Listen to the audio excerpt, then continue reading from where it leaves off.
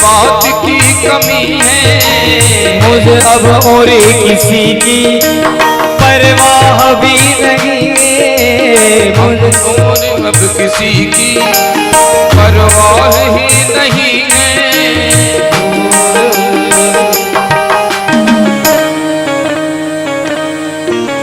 तेरी बदौलतों से, तेरी बदौलतों से सब काम हो रहा है। तेरी बदौलतों से सब काम हो रहा है। करते हो तुम कन्हैया, करते हो तुम कन्हैया, करते हो तुम कन्हैया, करते हो तुम कन्हैया। ये मेरा नाम हो रहा है, मेरा आपकी कृपा से सब काम हो रहा है। मेरा आपकी कृपा से सब काम हो रहा है।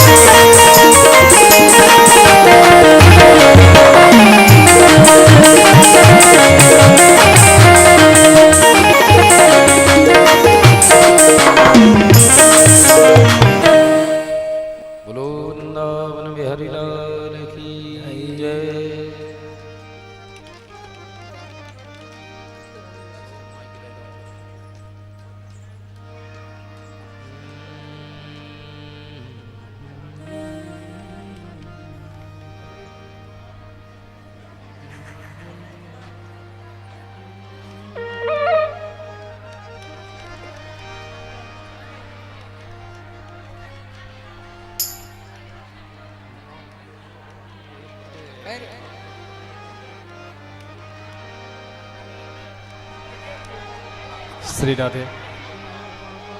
चंद्रमावनसो जात जो सूर्यो भजायत श्रोत्राद्वायस्य प्राणस्य मुखादग्निर्जायत।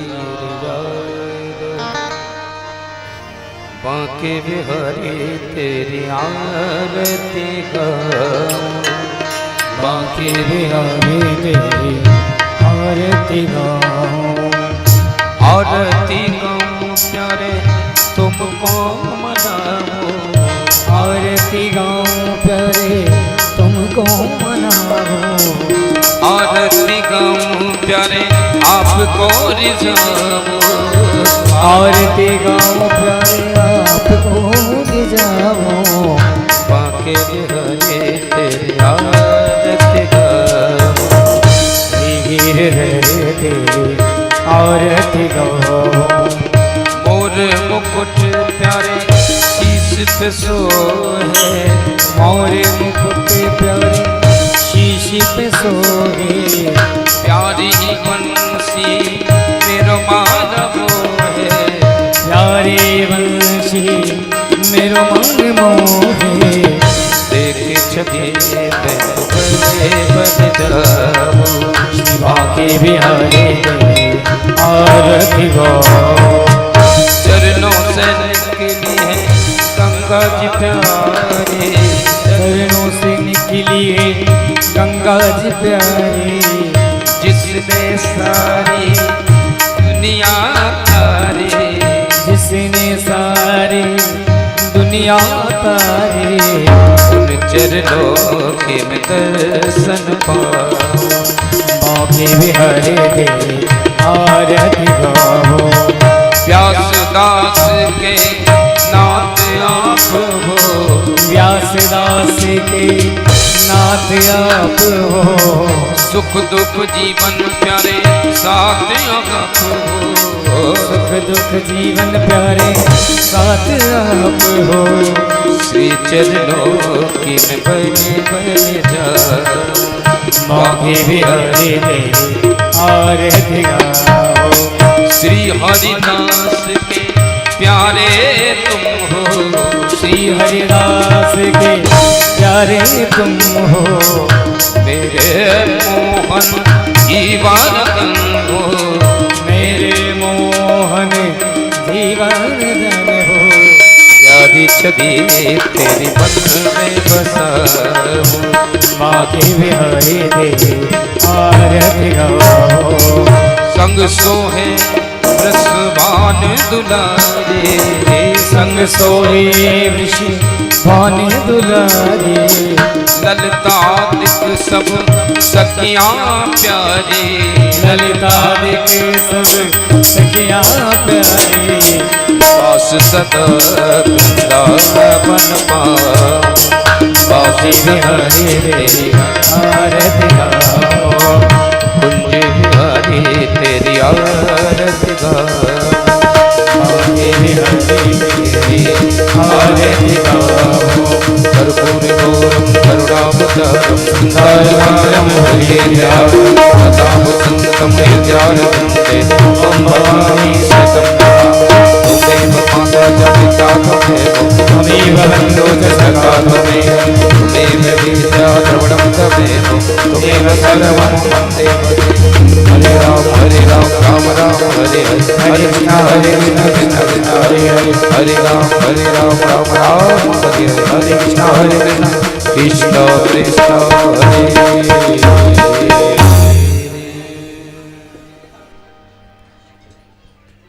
मंगलम भगवान विष्णु मंगलम गरुड़ध्वज मंगलम पुंडरीकाक्ष मंगलाय तनोहरि। सर्वमंगल मांगल्ये शिवे सर्वार्थ साधिके शरण्ये त्र्यंबके गौरी नारायणि नमोस्तुते। हस्तौ प्रक्षाल्य हस्ते पुष्पाणि मादाय नाना सुगंधि पुष्पाणि यथा कालोद्भवानि च पुष्पांजलि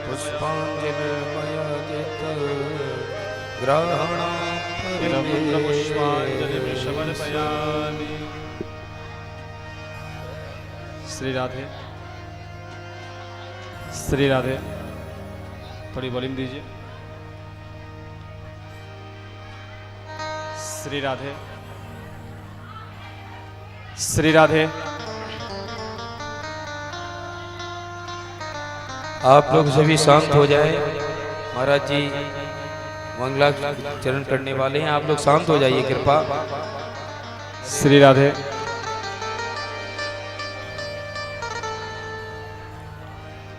ओम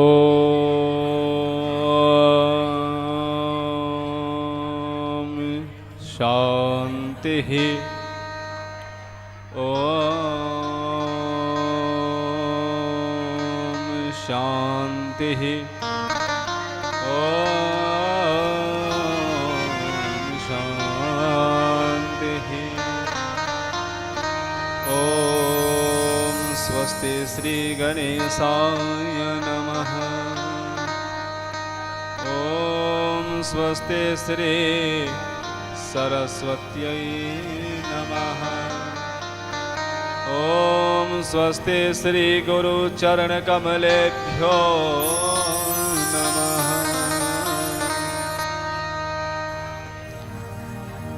लंबोदर नमस्तुभ्यं सततं मोदकप्रिया। निर्विघ्नं कुरु मे देव सर्वकार्येषु सर्वदा।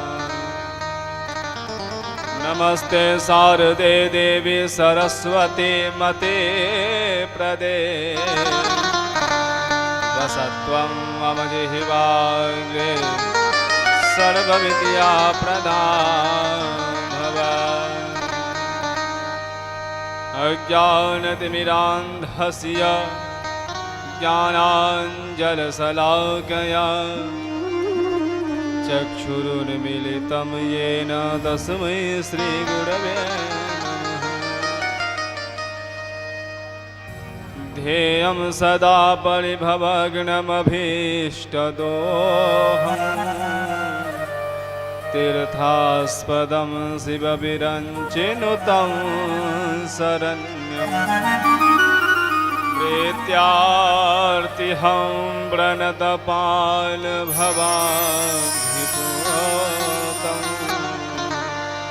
वन्दे महापुरुष ते चरणारविन्दम् यं प्रव्रजन्तमनुपेदमपेतकृत्यं द्वैपायनो विरहकातरया जुहाव पुत्रेति तन्मयतया तरवो भिने दोष तम सर्वभूतहृदयं मुनिमानतोऽस्मि वंशी विभूषितकरान्नवनीलिदाभा पीताम्बरादरुणबिम्बफलाधरोष्टा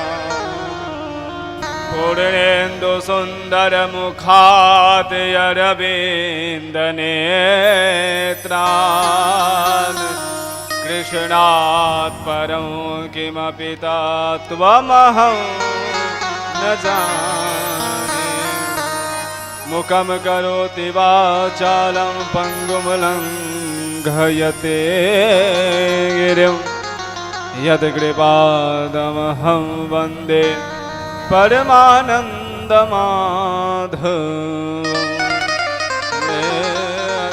जय महादेव त्राहि मां शरणागतम् जन्म मृत्यु जरा व्याधि पीडितं गर्भबन्धने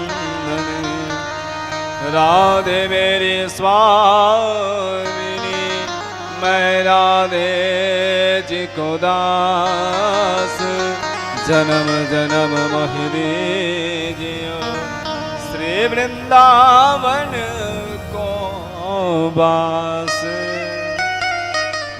ओम शांति शांति शांति।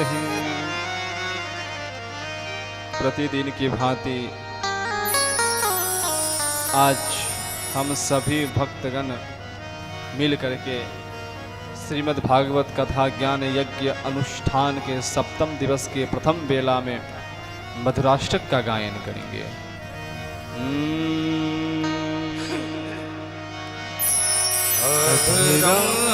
मधुरम बदनम मधुरम नयनम मधुरम हसितं मधुरम हृदयं मधुरम गबनं मधुरम मधुराधिपतेरखिलं मधुरं वचनं मधुरं चरितं मधुरं वचनं मधुरं फलितं मधुरं चलितं मधुरं भ्रमितं मधुरं मधुराधिपते रखिलं मधुरं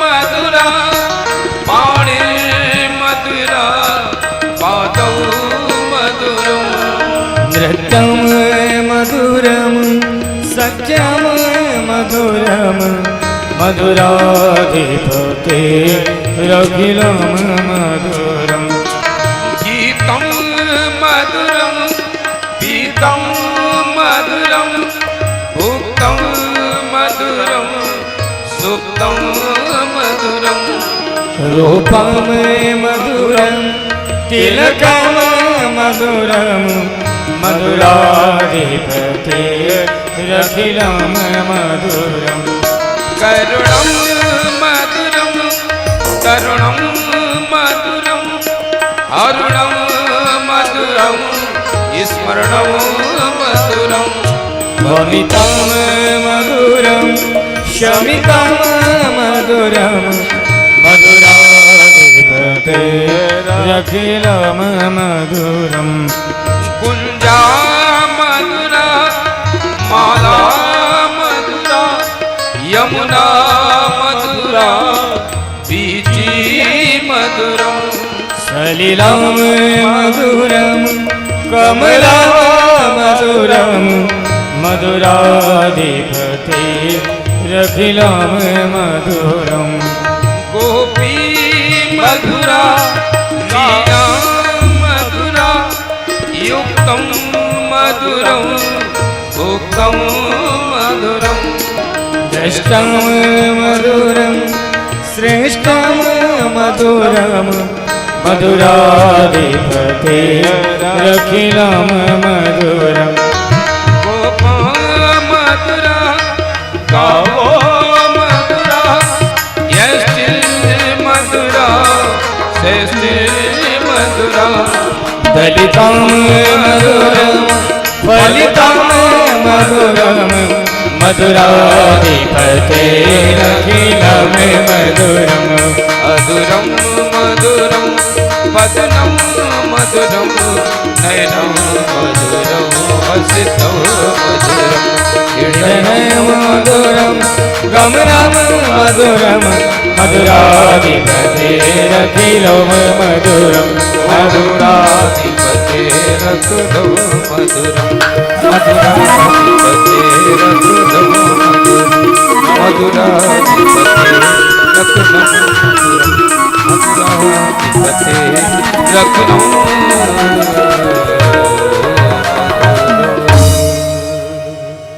नमः सभाभ्यः सभापतिभ्यश्च वो नमः। सर्वप्रथम श्री गणेश जी के चरणों कमल में सादर प्रणाम। मेरे कुल देवता इष्ट देवता के चरणों में सादर प्रणाम। ग्राम देवता स्थान देवता यहाँ के स्थान देवी माँ भगवती महाकाली महालक्ष्मी महासरस्वती के स्वरूपा भगवती जगदम्बिका दुर्गा मैया के चरणों में सादर प्रणाम।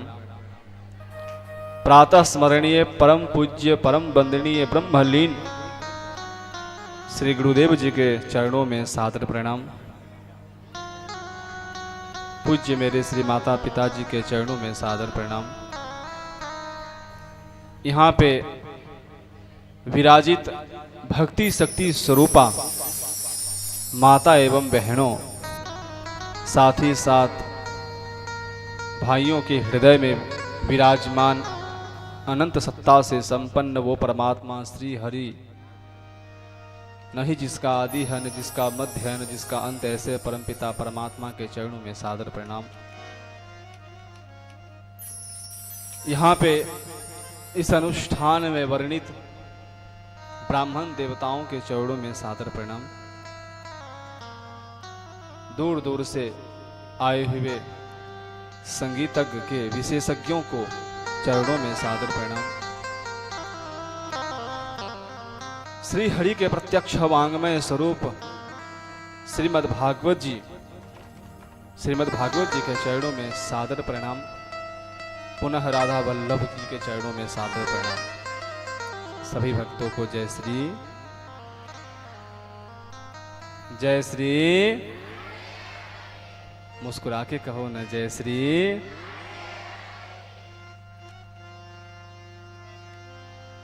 आज पुनः परमात्मा की असीम अनुकंपा निर्विघ्नता पूर्वक श्रीमद् भागवत सप्ताह ज्ञान यज्ञ अनुष्ठान के सप्तम दिवस के प्रथम बेला में प्रतिदिन की भांति आज हम सभी भक्त इस ज्ञान गंगा में डुबकी लगाने के लिए बैठे हैं और कथा की आज अंतिम दिवस। गोविंद से प्रार्थना करते हैं, गोविंद आज 7 दिवस तक हमने कथा का आश्रय लिया और आज भी कथा श्रवण करके गोविंद अपने चरणों में जगह देना हमें। आइए थोड़ी सी पहले कीर्तन करें, कीर्तन करने के बाद कथा के प्रवेश करेंगे। श्री राधे गोपाल भजमन श्री राधे गोपाल भजमन श्री राधे गोपाल भजमन श्री राधे गोपाल भजमन श्री राधे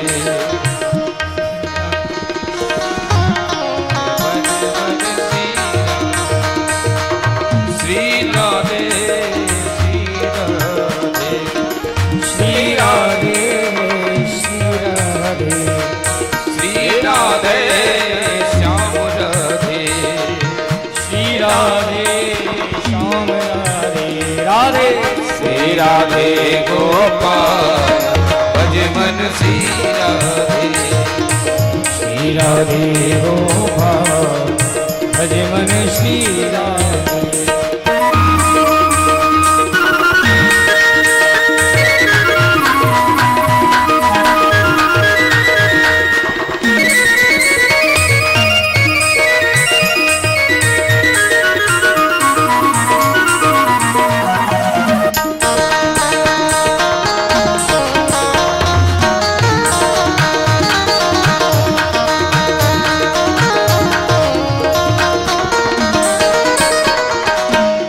राधे मेरी मौत है पिता मेरे घनश्याम राधे मेरी मात है पिता मेरे घनश्याम इन दोनों के चरण में बारंबार प्रणाम इन दोनों के चरण में बारंबार प्रणाम श्री राधे गोपाल भज मन श्री राधे श्री राधे गोपाल भज मन श्री राधे श्री राधे बोलो श्याम राधे श्री राधे श्याम राधे हाँ श्री राधे बोलो श्याम राधे श्री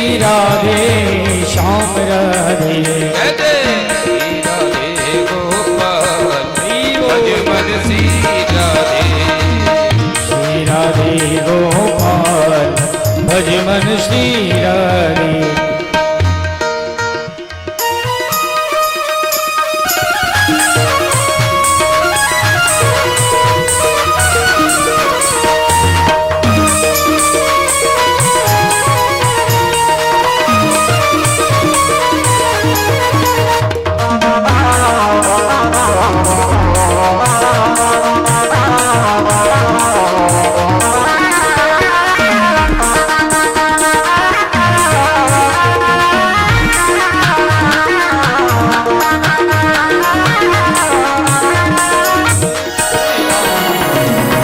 राधे मेरी लाडली नेक मेरी ओर तो दे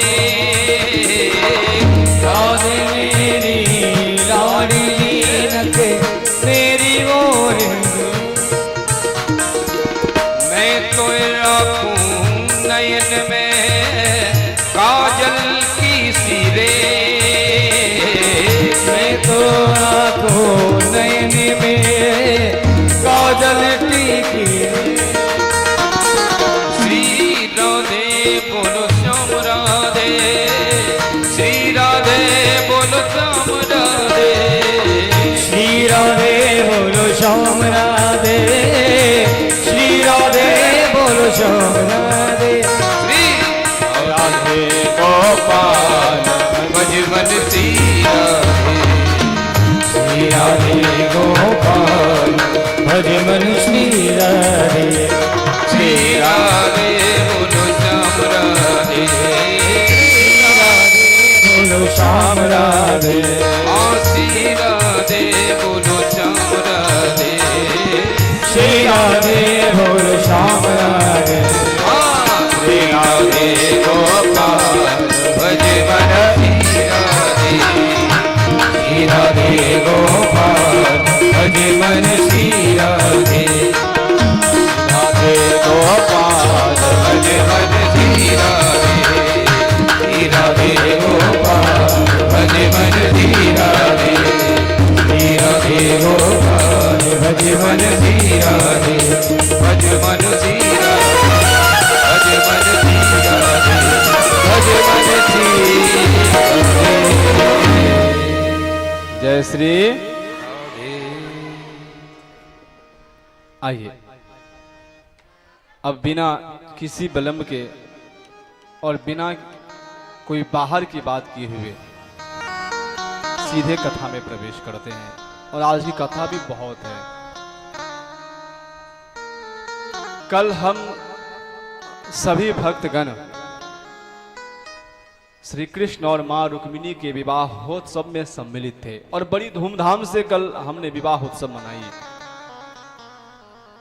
और सुखदेव जी महाराज कहते हैं, परीक्षित राजन, बड़ी धूमधाम से विवाह हुआ और बड़ी कृपा हुई भगवान की।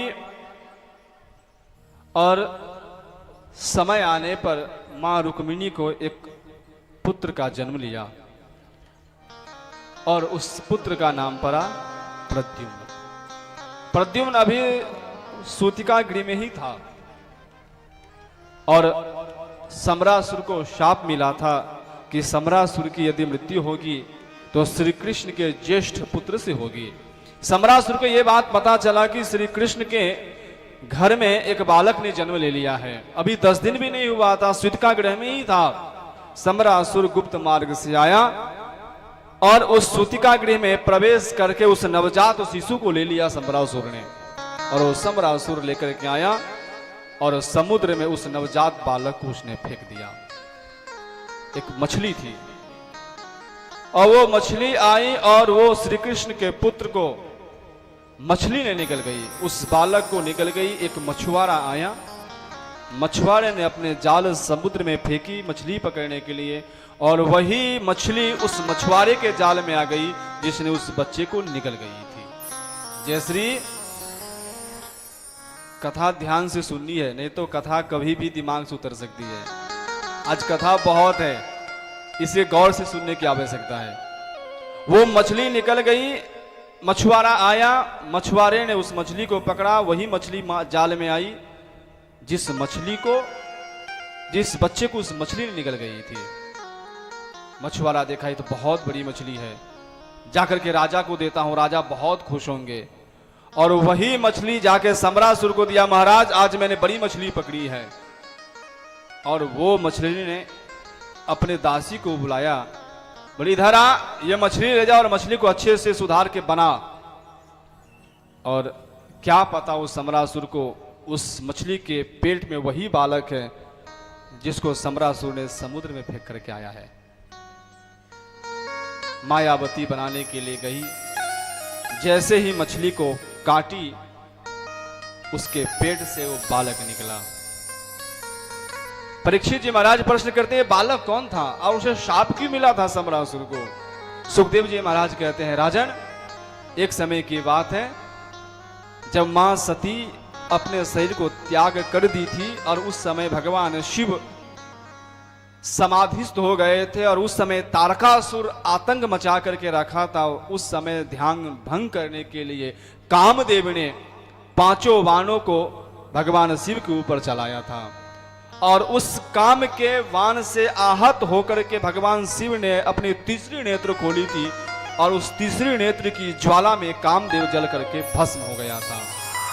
मां रति आई, हे स्वामी, हे भगवान मेरे पति की रक्षा कीजिए। उस समय भगवान शिव कहते हैं, अब तो ये भस्म हो गया है, लेकिन तुम्हारे यही पति श्री कृष्ण का ज्येष्ठ पुत्र होकर के आएगा और वो सम्रासुर के रसोई में मिलेगा तुम्हें, एक मछली के पेट से। मायावती को याद आया, यही शायद मेरे पति हैं, और बड़ी प्यार से पालने लगी उसको। मायावती माया की विद्या को जानने वाली थी, बहुत ही जल्द उसे बड़ा कर दिया। एक दिन कहता है, आप मेरी मां नहीं हो, मां का जो प्यार होता है वो अलग होता है, आपका प्यार पत्नी की तरह प्यार लग रहा है। मायावती सब कहती है, पूरी कहानी ये बात है, और गुप्त माया विद्या को वो ज्ञान देती है और सम्रासुर से जाकर के युद्ध करता है। सम्रासुर भी बहुत बड़ी मायावी था और प्रद्युम्न और सम्रासुर का युद्ध होता है और उसके दौरान सम्रासुर का उद्धार होता है। आकाश के मार्ग से मायावती और प्रद्युम्न सीधे द्वारिका पहुंचते हैं। ऊपर देखती है मां रुक्मिणी, अरे ये मेरे पुत्र जैसा ही है, यदि मेरा पुत्र होता तो मेरा पुत्र भी ऐसा ही होता। और इतने कह ही रहे थे कि आंगन में दोनों उतरे और दोनों ने प्रणाम किया। माँ, मैं आपका ही पुत्र हूं और ये आपकी पुत्र वधू है। परीक्षित जी महाराज प्रश्न करते हैं, भगवान आपने कहा कि भगवान की अनन्य विवाह हुई है, अब अनन्य विवाहों की कथा सुनाइए। सुखदेव जी महाराज कहते हैं, राजन, भगवान के मुख्य 8 विवाह हुए हैं। पहली विवाह रुक्मिणी मां के साथ। एक दिन की बात है, द्वारिका में बैठे हुए थे। उसी समय सत्राजित नाम का राजा, जो भगवान सूर्य का परम भक्त था, और वो गले में मणि लेकर के आ रहा था द्वारिका में। उनके मित्र ने, उद्धव ने कहा, लग रहा है भगवान सूर्य स्वयं आपसे मिलने के आ रहे हैं। भगवान बोला, नहीं, ये सूर्य नारायण नहीं है, ये सत्राजित है। और सत्राजित को सूर्य ने वरदान में वो मणि दिया है, जिसको प्रतिदिन 8 भर वो सोना देता है। आया, आकर के जब बैठा तो भगवान श्री कृष्ण कहते हैं, सुन, ये तेरे मणि किस काम की है? और इसमें से प्रतिदिन 8 भर सोना निकलता है, तो एक काम कर, ये सोना हमें दे दे, जिससे राज्य का, प्रजा का पालन पोषण होगा। सत्राजित ने मना कर दिया, नहीं, ये मणि मैं आपको नहीं दूंगा। और वो चले गए। उसका छोटा भाई एक दिन प्रसेन वो मणि को गले में पहरा, घोड़े पे बैठा और घोड़े पे बैठ करके शिकार खेलने के लिए जंगल में गया। शिकार खेलने लगा, एक सिंह आया और सिंह ने उस प्रसेन पर आक्रमण कर दिया और सिंह को मार दिया। मणि वहीं पड़ा था। उसी समय जामवंत जी महाराज वहां आए और जामवंत जी महाराज उस मणि को लेकर के अपने गुफा में गए और अपने पत्नी जामवती को जाकर के दे दिए। जामवती जी खेलने लगे। इधर मिथ्या आरोप लगा दिया श्री कृष्ण पे, ये श्री कृष्ण ने हमसे मणि मांगी है, मैंने नहीं दिया, इसलिए श्री कृष्ण ने मेरे छोटे भाई प्रसेन को मरवा दिया है और मणि अपने राज्य में रख लिया है। ये झूठी कलंक लगवा दी। श्री कृष्ण को पता चला ये सत्राजित झूठी कलंक हम पे लगा रहा है। वो अपने ग्वाल वालों के साथ, मित्रों के साथ जंगल में गए तो देखें कि प्रसेन का घोड़ा मरा पड़ा हुआ है, प्रसेन की अस्थियां पड़ी हुई, जिससे प्रसेन की पहचान हो रही है। और रक्त की बूंद देखते देखते गए तो रक्त की बूंद वो गुफा में गया हुआ था। भगवान श्री कृष्ण अपने लोगों से कहते हैं, तुम यहीं खड़े रहो, मैं आता हूं। और श्री कृष्ण अंदर गए, देखे कि उस मणि से जाम्बवंत की पुत्री जाम्बती खेल रही है। कहते हैं, ये मणि हमें दे दे। जाम्बती कहते नहीं, ये मेरे पिता ने मुझे खेलने के लिए दिया है, ये पिता आएंगे तो ही मैं आपको दूंगी। उसी समय उनके पिता जाम्बवंत जी महाराज आए और कहते मणि, बोले नहीं, युद्ध करना पड़ेगा। उस दोनों के साथ 27 दिन तक युद्ध होती है और उस युद्ध में जाम्बवंत की नस नस ढीली हो जाती है और कहते हैं आप साधारण नहीं है, आप कोई महापुरुष हैं। उस समय भगवान श्री कृष्ण कहते हैं, आपकी बड़ी आशा थी कि मैं आपके साथ युद्ध करूं रामावतार में, और वही आपकी मनोकामना पूरी करने के लिए मैंने आज आपकी मनोकामना पूरी करी है।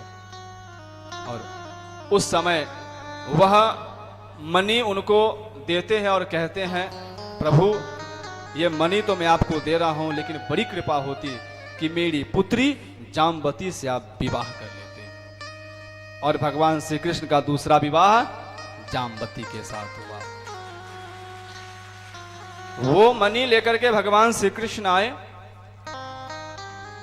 और भगवान श्री कृष्ण ला करके कहते, अरे सत्राजित, देख तूने मुझ पे मिथ्यारोपण किया था, तेरा भाई इस तरह से मारा गया।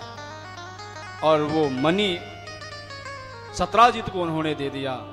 सत्राजित अपने घर जाकर के लज्जित होता है, कहता है मैंने मिथ्या ही उन पर कलंक आरोप कर दिया मैंने। और उनके पास जाकर कहता है, प्रभु ये मणि की आवश्यकता आप द्वारिकावासी को है, न कि इस मणि की आवश्यकता मुझे है। प्रभु आप मेरे बहन से विवाह कर लीजिए। और उस समय अपनी पुत्री, अपने बहन सत्यभामा से भगवान श्री कृष्ण का विवाह सत्राजित महाराज करते हैं और उस समय भगवान का तीसरा विवाह होता है। और दहेज के रूप में 17 जितने वो मणि भगवान श्री कृष्ण को दे दिया। इस तरह से भगवान श्री कृष्ण का तीसरा विवाह हुआ। चौथा विवाह कालिंदी के साथ हुआ। सुखदेव जी महाराज कहते हैं, राजन, एक दिन अर्जुन और श्री कृष्ण घूमते घूमते यमुना जी के तट पर पहुंचे। वहां पर देखे कालिंदी स्वयं यमुना मां उस यमुना नदी के तट पर बैठी है, जिसका नाम कालिंदी है। कालिंदी बैठ करके घोर तप कर रही है, शरीर उनका सूखा जा रहा है। भगवान श्री कृष्ण कहते हैं अर्जुन से, देखो वो कौन है, इतना कठिन क्यों तप कर रही है। जाकर के देखिए अर्जुन तो कहती है, मैं भगवान श्री कृष्ण को पति के रूप में पाना चाहती हूं, नहीं तो मैं ऐसे ही तप करके अपने शरीर को सुखा करके मैं यहीं मर जाऊंगी। भगवान श्री कृष्ण को पता चला और भगवान श्री कृष्ण का चौथा विवाह कालिंदी के साथ हुआ। बोले बाल कृष्ण लाल की। सुखदेव जी महाराज कहते हैं, भगवान श्री कृष्ण का पांचवा विवाह अवंतिका, उज्जैन में भगवान श्री कृष्ण का ससुराल है। और बिंद और अनुबिंद उसकी एक बहन है, जिसका नाम है मित्रवृंदा। और मित्रवृंदा के साथ उन्होंने बिंद और अनुबिंद ने स्वयंवर रचा था। और स्वयंवर में भगवान श्री कृष्ण गए और उसमें मित्रवृंदा ने भगवान श्री कृष्ण को वरण किया। और इस तरह से पांचवा विवाह मित्रवृंदा के साथ हुआ भगवान का। भगवान का छठा विवाह सत्या के साथ हुआ। परीक्षित जी महाराज कहते हैं, ये सत्या कौन है। 7 बैल था और 7 बैल मध्य प्रदेश में 7 बैल था और 7 बैल बहुत ही खूंखार बैल थे। और उस बैल के नजदीक जाने की किसी की साहस भी नहीं होती थी। और उसी समय मध्य प्रदेश के राजा ने कहा था कि जो भी इस 7 बैल को एक साथ एक घड़ी में नाथ देगा, उसी के साथ मैं अपनी पुत्री का विवाह करूंगा। और ये हो नहीं पाया, असंभव काम था। भगवान श्री कृष्ण को पता चला। भगवान श्री कृष्ण आए और अपने स्वरूप को 7 विभागों में बना लिया और 7 बैल के साथ एक ही क्षण में उन्होंने 7 बैलों को नाथा और उन्होंने फिर सत्या के साथ विवाह किया। बोले बाल कृष्ण लाल की। 7वां विवाह भगवान श्री कृष्ण भद्रा के साथ हुआ।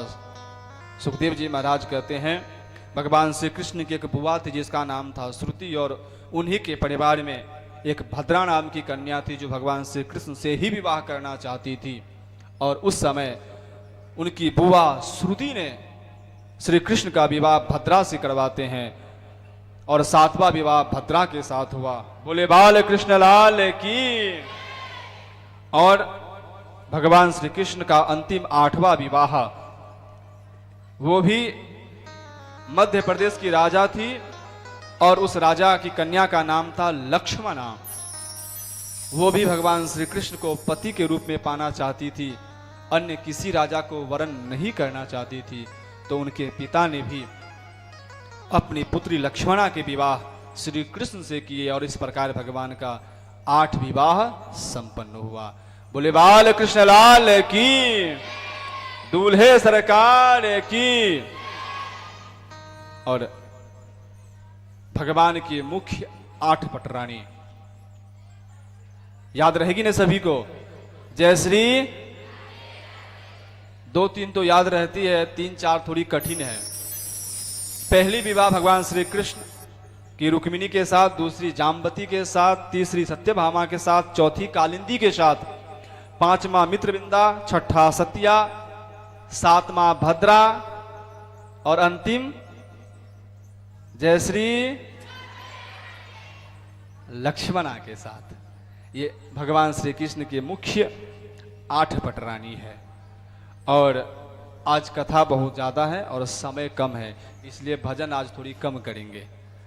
आप लोगों ने 6 दिन खूब भजन का आनंद लिया। उसके बाद सुखदेव जी महाराज कहते हैं, राजन, भगवान की 16,100 विवाह और हुआ। बोले कौन है ये। बोले एक भौमासुर नामक दैत्य था जो पृथ्वी का ही पुत्र है। भौमासुर बहुत ही दुष्ट और उसका एक ही काम था, कोई भी उसे नई युवती दिखती, कोई भी नई उसे लड़की दिखती तो उसे पकड़ के लाता और जेल में उसे बंद कर देता।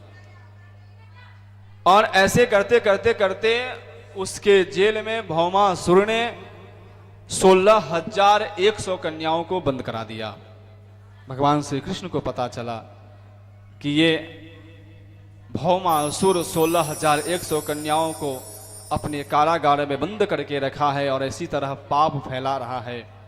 और भगवान श्री कृष्ण उसको मुक्त करने के लिए भौमासुर के पास गए और वहां जाकर के उन्होंने भौमासुर के साथ युद्ध करते हैं और भौमासुर का भी उन्होंने उद्धार किया और 16,100 कन्याओं को उस कारागार से मुक्त किया। भगवान श्री कृष्ण ने सारी की सारी कन्या उनके सामने आकर के खड़ी हो गई। भगवान श्री कृष्ण कहते हैं, देवियों अब सब अपने अपने घर को जाओ। मना कर दिया, प्रभु हम कहीं नहीं जाएंगे।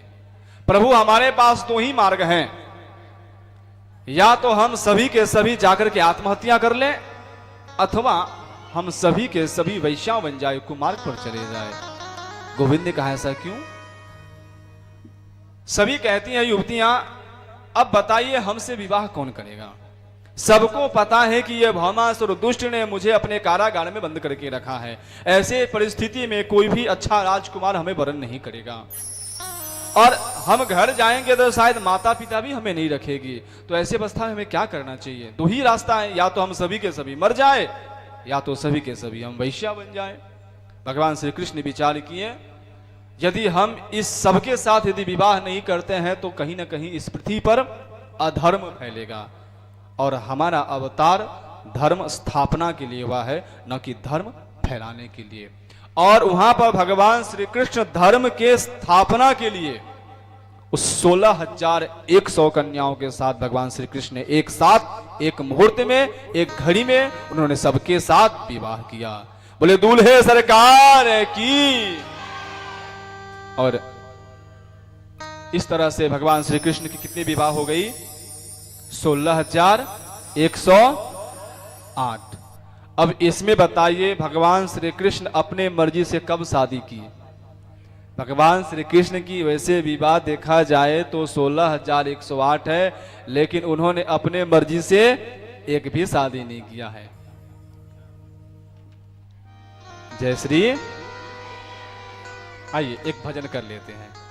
आप लोग क्यों कहेंगे ऐसा? गोविंद मेरा प्यारा गोपाल मेरा प्यारा है, गोविंद मेरा प्यारा गोपाल मेरा प्यारा है। अरे मेरे सरकार का दीदार बड़ा प्यारा है, मेरे सरकार का दीदार बड़ा प्यारा है। गोविंद बड़ा प्यारा गोपाल बड़ा प्यारा, कृष्ण बड़ा प्यारा गोपाल बड़ा प्यारा, कृष्ण बड़ा प्यारा गोपाल बड़ा प्यारा। मेरे सरकार का दीदार बड़ा प्यारा है, मेरे सरकार का दीदार बड़ा प्यारा है। गोविंद बड़ा प्यारा गोपाल बड़ा प्यारा, गोविंद बड़ा प्यारा गोपाल बड़ा प्यारा।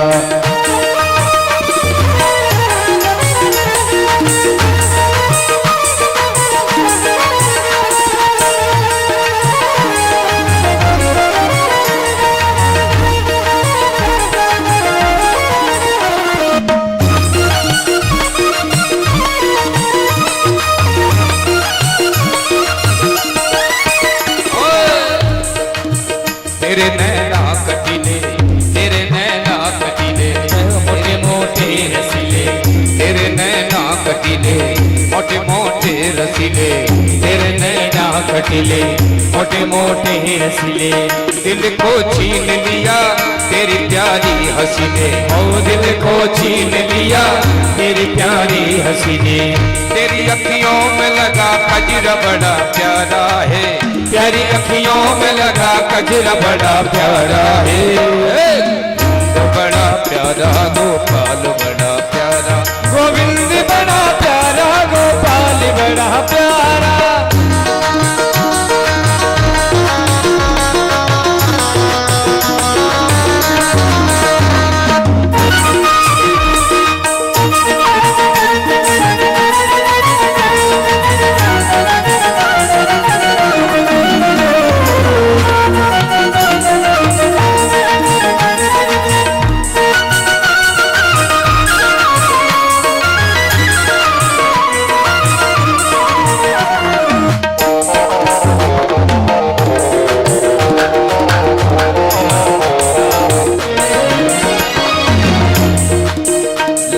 लूट लिया जिगर को घायल किया, लटों ने लूट लिया जिगर को घायल किया, लटों ने लूट लिया जिगर को घायल किया, लटों ने लूट लिया जिगर को घायल किया। तेरी प्यारी अदा ने मुझे बेचैन किया, तेरी प्यारी अदा ने मुझे बेचैन किया, तेरी प्यारी अदा ने मुझे बेचैन किया, तेरी प्यारी अदा ने मुझे बेचैन किया, तेरी प्यारी अदा ने मुझे बेचैन किया, तेरी प्यारी अदा ने मुझे बेचैन किया।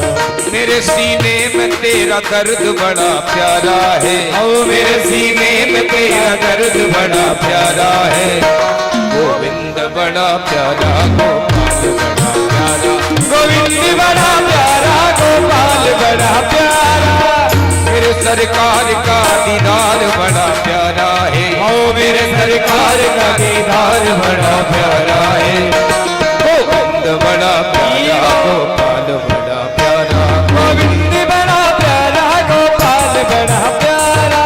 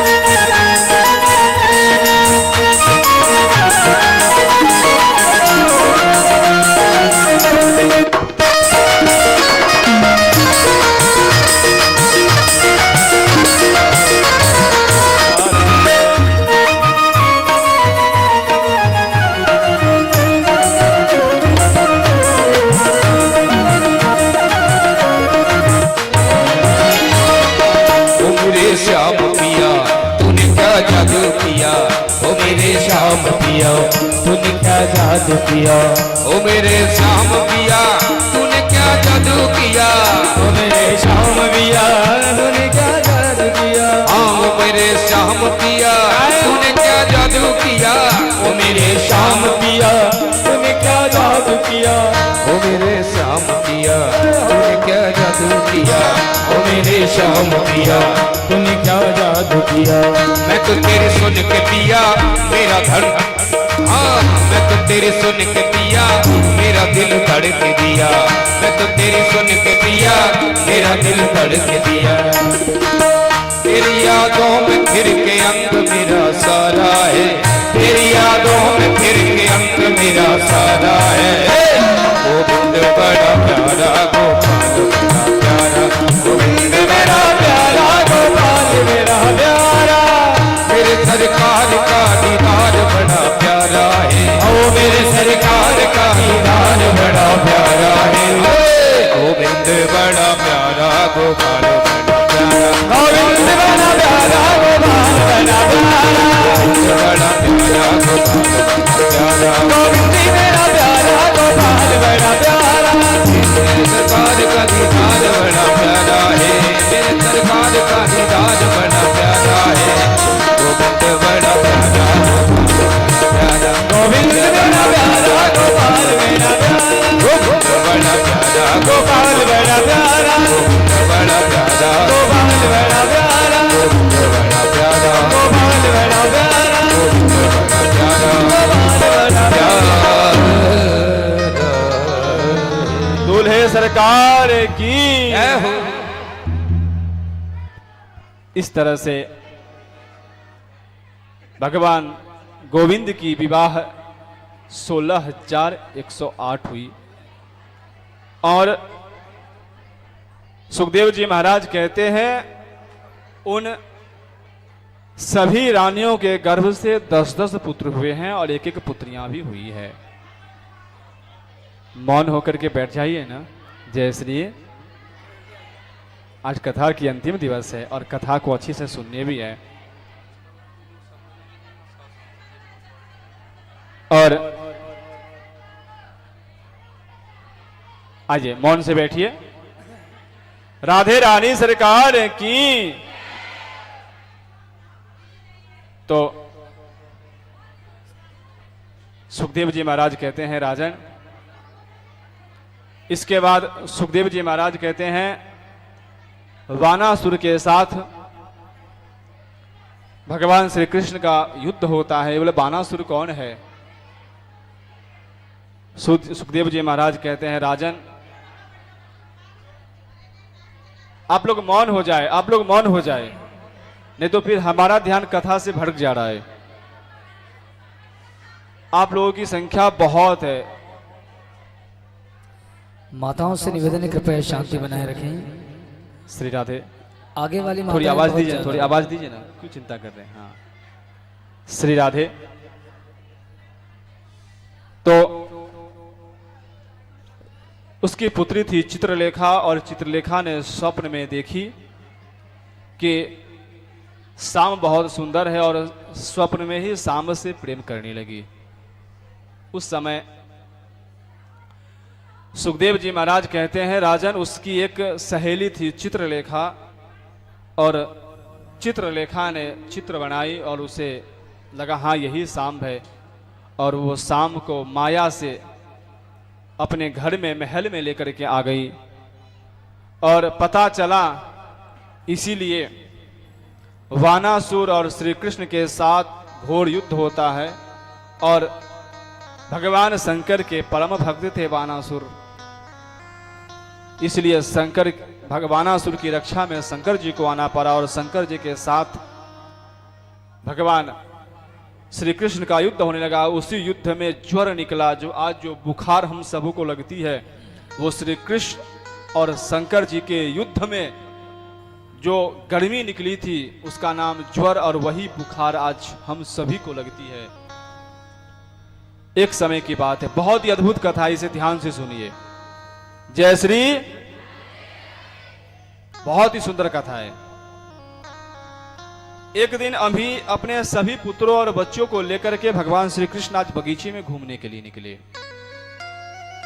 और इस कथा से भी सीख मिलती है। कभी जब अवकाश हो, घर में छुट्टी हो ना, तो उस दिन बच्चों के साथ, परिवार के साथ बैठ करके उनकी हाल खबर लेनी चाहिए। आज भगवान श्री कृष्ण के मन में हुई, चलो आज सबके साथ घूमने चलते हैं। सभी बच्चों को लिया, और उनके परिवार लाखों में हो गई थी। सभी लाखों परिवार को लेकर के घूमने के लिए निकले। बगीचा में गए। बगीचे में जब आगे गए तो बहुत बड़ा कुआं था, और उस कुएं की तरफ आए, अपने सभी को समझाने लगे। सभी ने देखा कि उस कुएं में एक बहुत बड़ा गिरगिट है, विशाल गिरगिट। एक ने कहा अरे इतना विशाल गिरगिट तो आज तक हमने नहीं देखा, ये कहां से आया? श्री कृष्ण ने उसको जैसे ही देखे, देखने मात्र से ही उस गिरगिट के शरीर छूट गई। एक दिव्य पुरुष उस गिरगिट से बाहर निकला।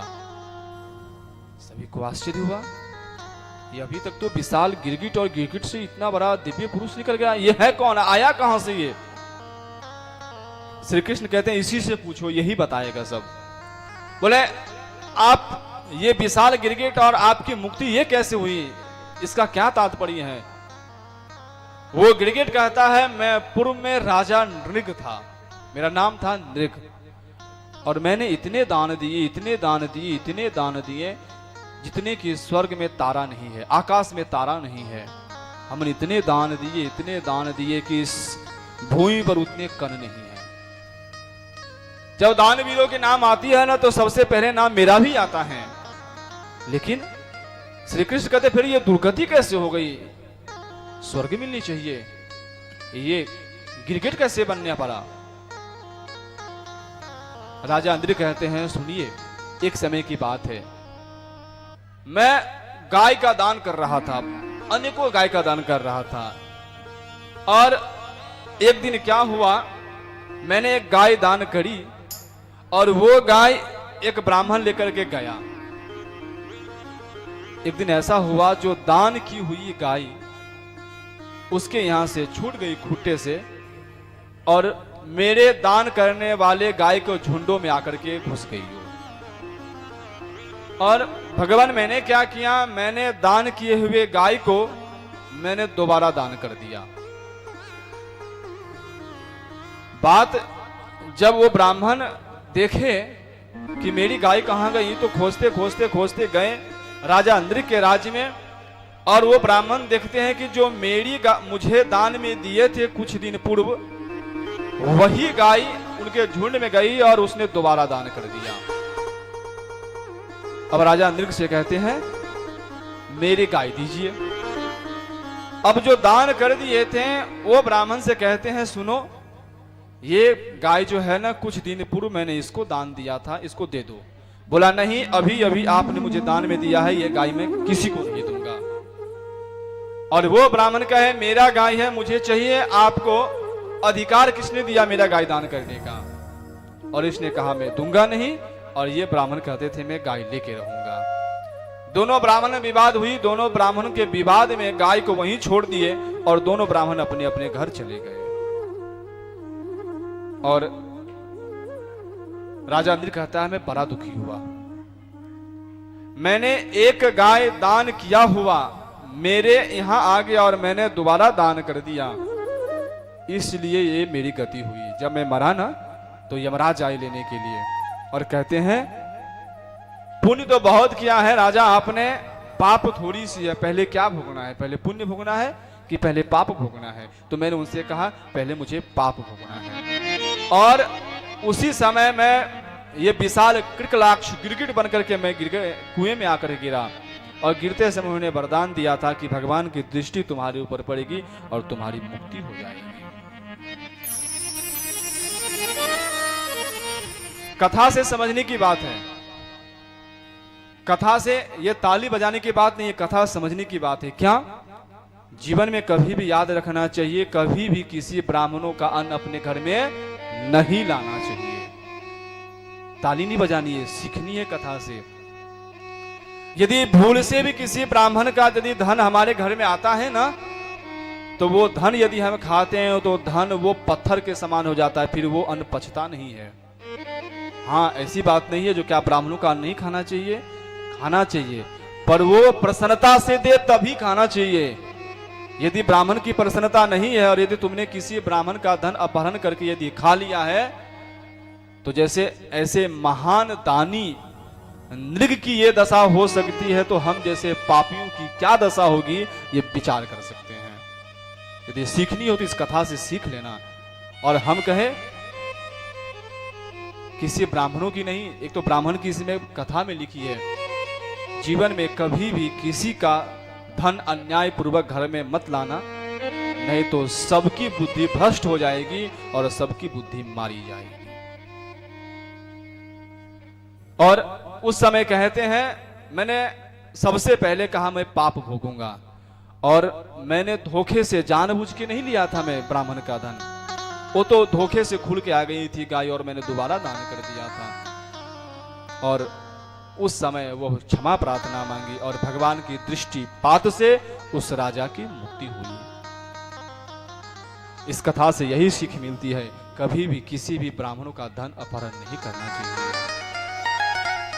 एक दिन बलराम जी ब्रज की यात्रा करते हैं और ब्रज की यात्रा में अपने माता पिता से मिलते हैं, नंद बाबा से मिलते हैं, यशोदा मैया से मिलती हैं।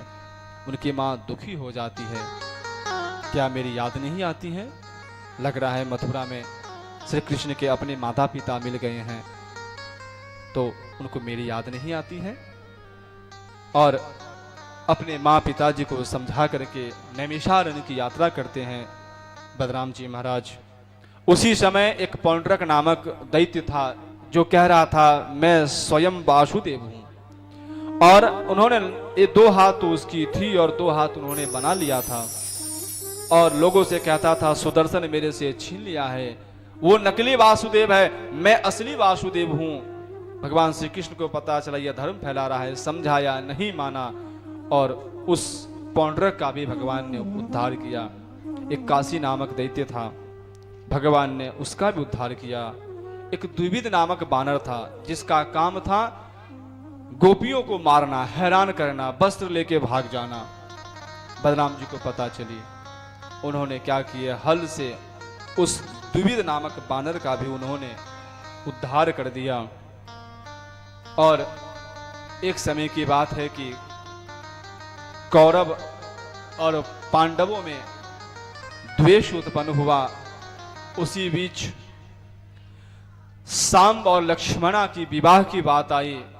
पहले तो कौरवों ने मना कर दिया, सांब को दंडित करने लगा। पता चला बलराम जी को कि ये दुष्ट कौरव सांब को बंदी बना लिया है।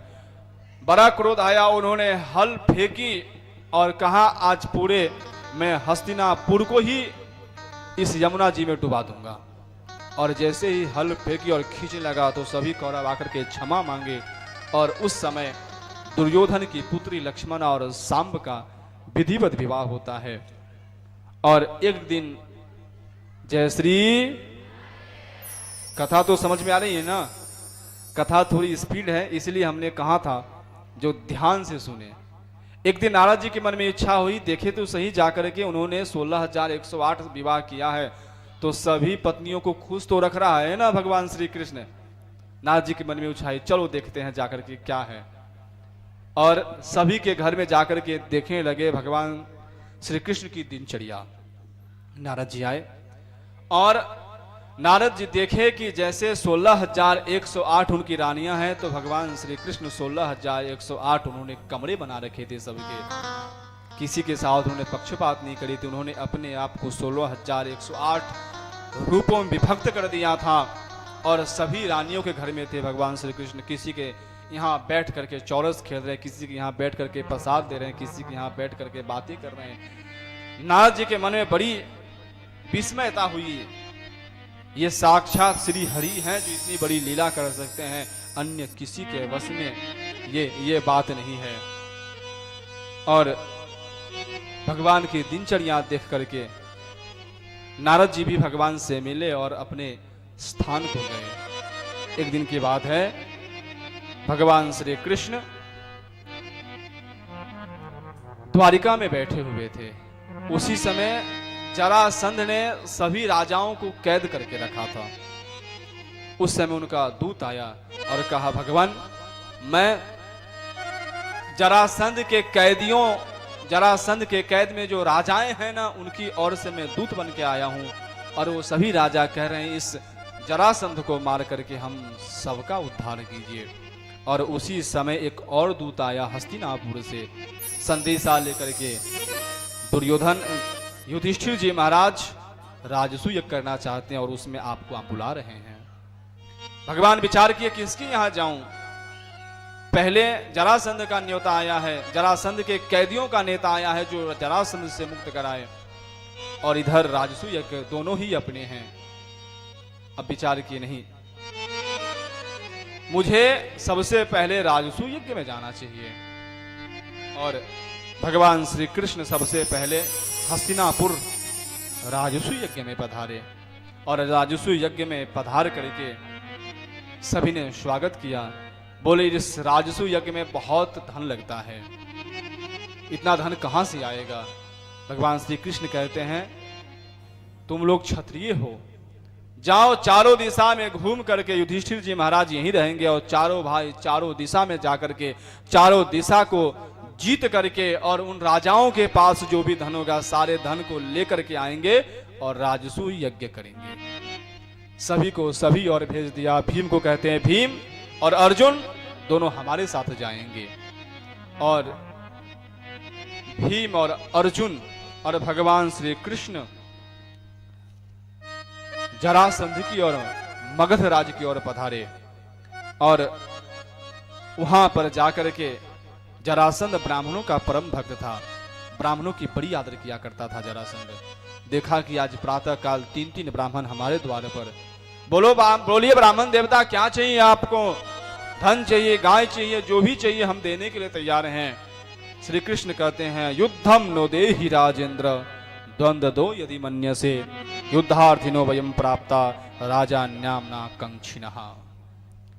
जरासंध जी महाराज, युद्धम न दो ही राजेंद्र, मुझे धन की आवश्यकता नहीं है, तो मुझे युद्ध चाहिए और द्वंद्व युद्ध चाहिए मुझे। जरासंध की आंखें खुली, देखे अरे तुम्हारे हाथों को देख करके ऐसा लगता है कि तुम ब्राह्मण नहीं हो, तुम क्षत्रिय हो। और पहचान गए, बोले तुम ये अर्जुन और ये भीम और ये कृष्ण। सुनो, आज ब्राह्मण के वेश में आप आए हैं, इसके लिए मैं सम्मान कर रहा हूं, नहीं तो अभी ही तुम तीनों को मार देता।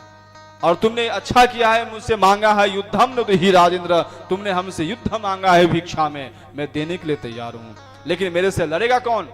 अर्जुन। अर्जुन तो धनुर्धारी है और मैं गदाधारी, दोनों की बात नहीं मिलेगी। श्री कृष्ण तो पहले ही मेरे से भाग चुका है 17 बार, और ये मेरे मित्र से भी भाग चुका है, इसलिए तो इसका नाम पड़ा है रणछोड़। और नहीं, इससे भी नहीं लड़ूंगा। मेरे समान लड़ने वाला एक ही है, भीम। और भीम के साथ द्वंद्व युद्ध प्रारंभ हुई, और उस द्वंद्व युद्ध में कई बार भीम ने परास्त किया, कई बार जरासंध ने परास्त किया। एक बार क्या किया, भीम ने उनके पैर पर अपने पैर रख करके चीर करके उन्होंने फेंका, लेकिन पुनः आकर के जरासंध की दोनों भाग जुट गई और फिर से वो जीवित खड़ा हो गया। भगवान की ओर देखते हैं, ये क्या है? भगवान कहते हैं, जरा नाम की राक्षसी ने इसको जंगल में संधि कर दिया था और संजीवनी विद्या से इसको जीवित कर दिया था, इसलिए जैसे इसको चीरेंगे तो फिर से आके जुड़ जाएगा और फिर से ये जीवित हो जाएगा, इसलिए इसका नाम है जरासंध। जरा नाम की राक्षस इसको संधि की है। क्या करना चाहिए? भगवान श्री कृष्ण ने तिनका लिए, ऐसे तोड़े और उल्टे दिशा में फेंके। भीम समझ गए और फिर से उन्होंने परास्त करके नीचे पटका। भीम ने पैर रखी फिर से, और जरासंध को फिर से 2 भागों में चीरा, और इस बार दोनों पैर पकड़ के ऐसे न फेंक करके ऐसे फेंका, और उनका शरीर जुट नहीं पाया, और इस तरह से जरासंध का भीम ने उद्धार किया। और भीम ने जब उद्धार किया तो जरासंध की जो भी राज्य कोष में धन था, जरासंध की मुकुटें भी थी, वो सारी लेकर के वो यहां पहुंचे, और राजसू यज्ञ प्रारंभ हुई। उस राजसू यज्ञ में सबको सबने अलग अलग काम सौंपा। भीम को खिलाने का काम सौंपा, और युधिष्ठिर जी को स्वागत का काम सौंपा। दुर्योधन को कोषाध्यक्ष बनाया गया। भगवान श्री कृष्ण स्वयं, भगवान श्री कृष्ण और अर्जुन दोनों ने स्वयं आने वाले अतिथियों की चरण धोने का और जूठन उठाने का काम लिया। जय श्री। आजकल हम देखते हैं ना, कहीं भंडारा होती है, कहीं प्रसाद होता है, तो क्या होते हैं, प्रसाद खाने की जल्दी और घर जाने की जल्दी। कहो ना जय श्री। ये आप लोगों की नहीं बता रहा हूं, ये मैं अपनी बातें बता रहा हूं। जैसे भंडारा चालू होती है ना, तो मेरा जी मन करता है कब जल्दी से खाऊं प्रसाद और कब घर भागूं। जूठा उठाने की बात बाद में और चरण प्रक्षालन की सेवा बाद में, जिसको करना है वो करे। जय श्री। ऐसा नहीं होना चाहिए। भगवान श्री कृष्ण स्वयं सभी अतिथियों की चरण धो रहे हैं। अतिथि देव के समान है। और जब वो खा लेते थे ना, तो जूठन उठाने का भी सेवा गोविंद ने स्वयं अपने हाथों में लिया, अर्जुन ने स्वयं अपने हाथों में लिया। क्योंकि जितना प्रसाद खिलाने से जो फल प्राप्त नहीं होती है ना, उससे कई गुना अधिक फल वो जूठन पत्तन उठाने में मिलता है। आजकल बड़ी शर्म लगती है, हमें भी लगती है। मैं इतने ऊंचे घराने से ब्राह्मण क्षत्रिय और मैं उसका जूठा उठाऊंगा? ना ना, नहीं उठाऊंगा। होती है ना? कहो ना जय श्री। कभी भी कितने भी बड़े बन जाए ना, बनना चाहिए। कहते हैं शास्त्रों में खूब धन कमाना चाहिए, और कमाना भी चाहिए, क्यों नहीं कमाना चाहिए, और खूब दान भी करना चाहिए। और कितने भी बड़े हम बन जाए, लेकिन हम अपने कभी संस्कारों को कभी नहीं छोड़नी चाहिए, अपने संस्कारों को कभी भूलनी नहीं चाहिए। और स्वयं उन्होंने किया।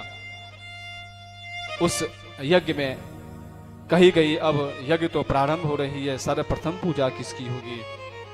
उस समय किसी ने और का कहा, उसका कहा, उसका कहा, उसका कहा। किसी ने कहा शिशुपाल की हो, किसी ने कहा दंत्रपाल की हो, किसी ने कहा भीम की हो, भीष्म की हो, किसी ने कहा कृपाचार्य की हो। लेकिन पांडवों ने कहा नहीं, सबसे पहले पूजा मेरे गोविंद की होनी चाहिए। और जैसे ही गोविंद की पूजा करने के लिए गए, उसी समय शिशुपाल ने गालियां देना प्रारंभ किया। उन्होंने उनकी माँ से कह रखा था कि 100 गाली इसकी माफ, 101 छोड़ेंगे नहीं इसको हम। और जैसे ही 100 गाली पूरी हुई, भगवान मौन होकर सुनते रहे। और जैसे ही 101 गाली हुई, भगवान श्री कृष्ण ने सुदर्शन लिया और उस शिशुपाल का सहने की क्षमता होनी चाहिए। कभी भी किसी से अत्यधिक सुनना नहीं चाहिए, ज्यादा सहन नहीं करना चाहिए, नहीं तो फिर वो हमारे माथे पे आकर के नृत्य करने लगता है। एक बात बताएं, घर में गांव में एक पानी वाला सांप होता है। पानी वाला सांप में विष नहीं होता है। और जिसको पता है ना जो उस पानी वाले सांप में विष नहीं होता है, तो गांव के छोटे छोटे बच्चे लोग क्या करते हैं, उस पानी वाले सांप को पूंछड़ी पकड़ते हैं, जोर जोर से घुमाते हैं और उसको फेंक देते हैं या मार देते हैं। पता है इसके अंदर विष नहीं है, काटेगा तो भी कुछ नहीं होगा। और यदि ये कोबरा हो तो जयश्री, पता है, हे नाग देवता मैं आपको प्रणाम कर रहा हूं। ये भावना उस पानी वाले सांप के पास कहां गई? ये कोबरे के पास ही नाग देवता। भय बिन हो ही न प्रीति, जब तक भय नहीं होता है न सामने वाले को, तब तक उसके प्रति प्रेम नहीं होता है। और ये आवश्यक था, इसलिए उन्होंने शिशुपाल का उद्धार किया। भगवान श्री कृष्ण ने राजसु यज्ञ की पूर्ति हुई और राजसु यज्ञ के पूर्ति के बाद, भागवत जी में तो ये कथा नहीं है लेकिन हमें कहना उचित लग रहा है, उस राजसु यज्ञ के बाद पता है पांडवों की क्या हुई? उस राजसु यज्ञ के बाद उन्होंने कौरवों के साथ बैठ करके उन्होंने जुआ खेला। जुए में अपना सर्वस्व हारा, अपनी पत्नी द्रौपदी को भी जुए में हारा। 12 बरस की अपनी पत्नी की अपमान भरी सभा में वो अलग, 12 बरस की वनवास वो अलग, 1 बरस की अज्ञातवास वो अलग। अब बताइए, जो कोई बड़ा यज्ञ करता है उसका फल यही होता है? अभी अभी इन्होंने राजसु यज्ञ किया है, बहुत बड़ा यज्ञ किया, और यज्ञ का परिणाम क्या निकला? अपना सर्वस्व हारा, अपने पत्नी को भरी सभाएं अपमानित किया, 12 बरस का वनवास और 1 बरस का अज्ञातवास। बताइए, ये धर्म करने का फल उचित है या अनुचित है? राजसु यज्ञ किया है, इसे तो स्वर्ग मिलना चाहिए। सुखदेव जी महाराज कहते हैं, राजन पता है राजसु यज्ञ करने के बाद 12 बरस का वनवास और 1 बरस का अज्ञातवास क्यों भोगना पड़ा उसे? बहुत अच्छी बात बताई, और ये बात हमको सीखनी भी चाहिए। सुखदेव जी महाराज कहते हैं, राजन जब वो यज्ञ प्रारंभ किए थे ना युधिष्ठिर जी महाराज, तब उनका अपना धन तो था ही, पर युधिष्ठिर जी महाराज चारों दिशा में जाकर के सभी राजाओं को उन्होंने परास्त किया, और राजाओं ने अपने स्वेच्छा से धन नहीं दिया, उन्होंने जबरन उनका राज्यकोष छीन करके, राज्यकोष लूट करके वो सब लाए थे। और भीम ने भी जरासंध को मार करके उसका धन लेकर के आया था। यदि कोई भी यज्ञ, ध्यान से सुने, यदि कोई भी यज्ञ, कोई भी अनुष्ठान यदि अन्याय से अर्जित किया हुआ धन से कोई यज्ञ करता है तो उसका परिणाम 12 वर्ष का वनवास और 1 वर्ष का अज्ञातवास होता है। जय श्री। कभी पूजा पाठ करानी हो ना घर में, यज्ञ करानी हो ना घर में, तो सबसे पहले धन का विचार करना, ये धन कहां से आया है। और यदि धन शुद्ध नहीं होगा ना तो उस यज्ञ का फल हमें शुद्ध नहीं मिलेगा। आजकल जो बड़े बड़े यज्ञ होते हैं ना, और उस यज्ञ का जो फल विपरीत मिलता है ना, उसके पीछे कारण यही है। न जाने कौन सा व्यक्ति कहां से किसको सता करके, किसको मार करके, किसको दुखी करके वो धन लाता है और यज्ञ में देता है, ऐसे यज्ञ का परिणाम कभी भी अच्छा नहीं होता है। ध्यान रखना चाहिए, कभी अपने घर में पूजा पाठ करनी हो ना, और करते ही है ना, तो हमेशा हमेशा अच्छे धन उपयोग करना चाहिए। देख लीजिए परिणाम क्या हुआ पांडवों का। और आगे सुखदेव जी महाराज कहते हैं, राजन, सालवों के साथ यादवों का युद्ध होता है, सालवों का भी कल्याण भगवान श्री कृष्ण करते हैं। दंत्र वक्त्र और विदुरथ वो भी भगवान श्री बलराम जी के साथ युद्ध होता है, उनका मारा जाता है। तीर्थ में, नैमिषारण्य तीर्थ में बलराम जी सूत जी को मार देते हैं। सुखदेव जी महाराज कहते हैं, बलराम जी क्यों सूत जी को मारे?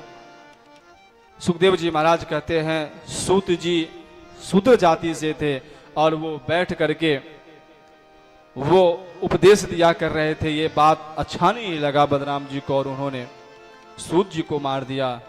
उसके बाद बलवन नामक एक दैत्य था जिसका उन्होंने उद्धार किया और श्री बलराम जी ने तीर्थ यात्रा करी। जय श्री। अब भागवत जी का बहुत ही सुंदर और अद्भुत प्रसंग, और ये प्रसंग भी बहुत मार्मिक प्रसंग है। जय श्री। आज कथा भी हमें थोड़ी जल्दी करनी है। कृष्ण से सखा कश्चिद ब्राह्मणो ब्रह्मवेत्तमः विरक्त इंद्रियार्थेषु प्रशांतात्मा जितेन्द्रियः। सुखदेव जी महाराज कहते हैं, राजन, कृष्ण स्यासी सखा कश्चित, नाम इसमें उल्लेख नहीं किया है। कृष्ण स्यासी सखा कश्चित, कोई था ऐसा मित्र इनका? कोई नहीं था, ये सुदामा जी ही थे। कृष्ण स्यासी सखा कश्चित ब्राह्मणो ब्रह्मवित्तमा, ब्राह्मणों में परम श्रेष्ठ ब्राह्मण थे। विरक्त इंद्रियार्थेषु, हमने इंद्रियों का चर्चा किया था ना पहले दिन, अपने इंद्रियों से वो विरक्त हो गए थे। और प्रशांत आत्मा जितेंद्रिय, पूरे भागवत जी में दो ही ऐसे पात्र हैं जिसके नाम के आगे प्रशांत आत्मा लगाया है। एक वसुदेव जी महाराज श्री कृष्ण के पिताजी, और एक सुदामा जी महाराज जिनके नाम के आगे प्रशांत आत्मा लगा है। प्रशांत अर्थात जिनके स्वप्न में भी दुख नहीं है और मन उनका शांत हो गया है। प्रशांत आत्मा जितेंद्रिय। कृष्ण स्यासी सखा कश्चिद ब्राह्मणो ब्रह्मवेत्तमः विरक्त इंद्रियार्थेषु प्रशांतात्मा जितेंद्रिय। एक दिन सुदामा जी महाराज पीपल के नीचे बैठे थे, गोविंद गोविंद गोविंद गोविंद का जप कर रहे थे। उनकी पत्नी सुशीला आती है और सुदामा जी से कहती है, स्वामी, आज घर में एक अन्न का टुकड़ा भी नहीं है। सुदामा जी की आंखें खुली, आंख से अश्रु गिरने लगे। अपने पत्नी से कहती है, देवी तुझे पता नहीं है, हमने अयाचक व्रत लेकर के बैठा है। मैंने ऐसा व्रत लेकर के बैठा है, मैं किसी के सामने जाऊंगा नहीं, किसी से कुछ मांगूंगा नहीं। और तू क्या चाहती है? ऐसा कहना क्या चाहती है कि मैं किसी के पास जाऊं और कुछ मांगू? नहीं नहीं, मैं ऐसा नहीं कहना चाहती थी स्वामी, आपको बुरा लगा होगा। मैं तो इसलिए कहने आई कि आज कई दिन हो गए और घर में एक अन्न का टुकड़ा भी नहीं है।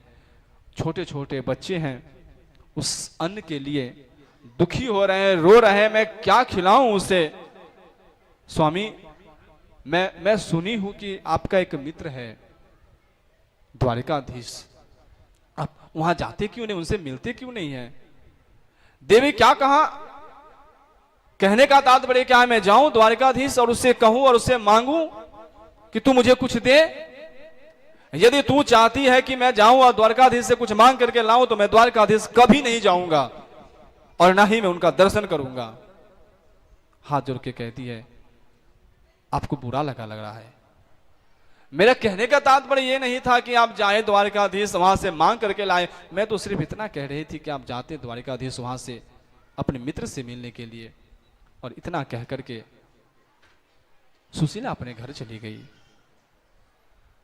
वो आज विचार करने लगे, जो कहीं ये अयाचक व्रत कहीं गोविंद के दर्शन में बाधा तो नहीं कर रहा है। आज लग रहा है ये सही कह रही है, मुझे जाना चाहिए द्वारिकाधीश, वहां मिलना चाहिए मुझे। अरे ऐसा यदि लग रहा है कि ये अयाचक व्रत गोविंद से मिलने में बाधा कर रहा है तो अब नहीं जाऊंगा मैं। अब मैं जाऊंगा, ये व्रत को छोड़ दूंगा मैं, अब जाऊंगा गोविंद से मिलूंगा मैं। और आज उन्होंने आज उनकी माला में आज मन नहीं लग रहा है। आज गोविंद गोविंद आज मन नहीं लग रहा है, छोड़ दिया माला उन्होंने। और आज अपनी पत्नी से कहते हैं, सुशीला, ए सुशीला इधर आ। बोले क्या? बोले मुझे कुछ अन्न चाहिए, मुझे कुछ दे ऐसा जो मैं मित्र के यहां जाऊं। मित्र के यहां कभी खाली हाथ नहीं जाते हैं। सुशीला कहती है, स्वामी यदि मेरे पास कुछ होता तो मैं आपको जाने के लिए क्यों कहती। मैं तो यही तो कह रही थी, कुछ क्षण पूर्व जो घर में एक अन्न का टुकड़ा भी नहीं है, मैं बच्चों को क्या खिलाऊं। कई लोग ऐसा कहते हैं ना, जो सुदामा दरिद्र थे। सभी श्रोताओं से निवेदन है, थोड़ा थोड़ा आगे आ जाए, थोड़ा थोड़ा आगे आ जाए। पीछे जरा दिक्कत हो रही है बैठने में, आप लोग थोड़ा थोड़ा आगे आ जाइए। कई लोगों का कहना है ना, जो सुदामा जी दरिद्र थे। एक बात कहूं, सुदामा जी गरीब थे, दरिद्र नहीं थे सुदामा जी। और यदि कोई कहता है ना सुदामा जी दरिद्र थे, तो ये एक ब्राह्मण का बहुत बड़ा अपमान हो रहा है। जयश्री, लग रहा है मन अशांत हो रहा है आप सभी का। आइए ना कुछ क्षण कीर्तन करते हैं।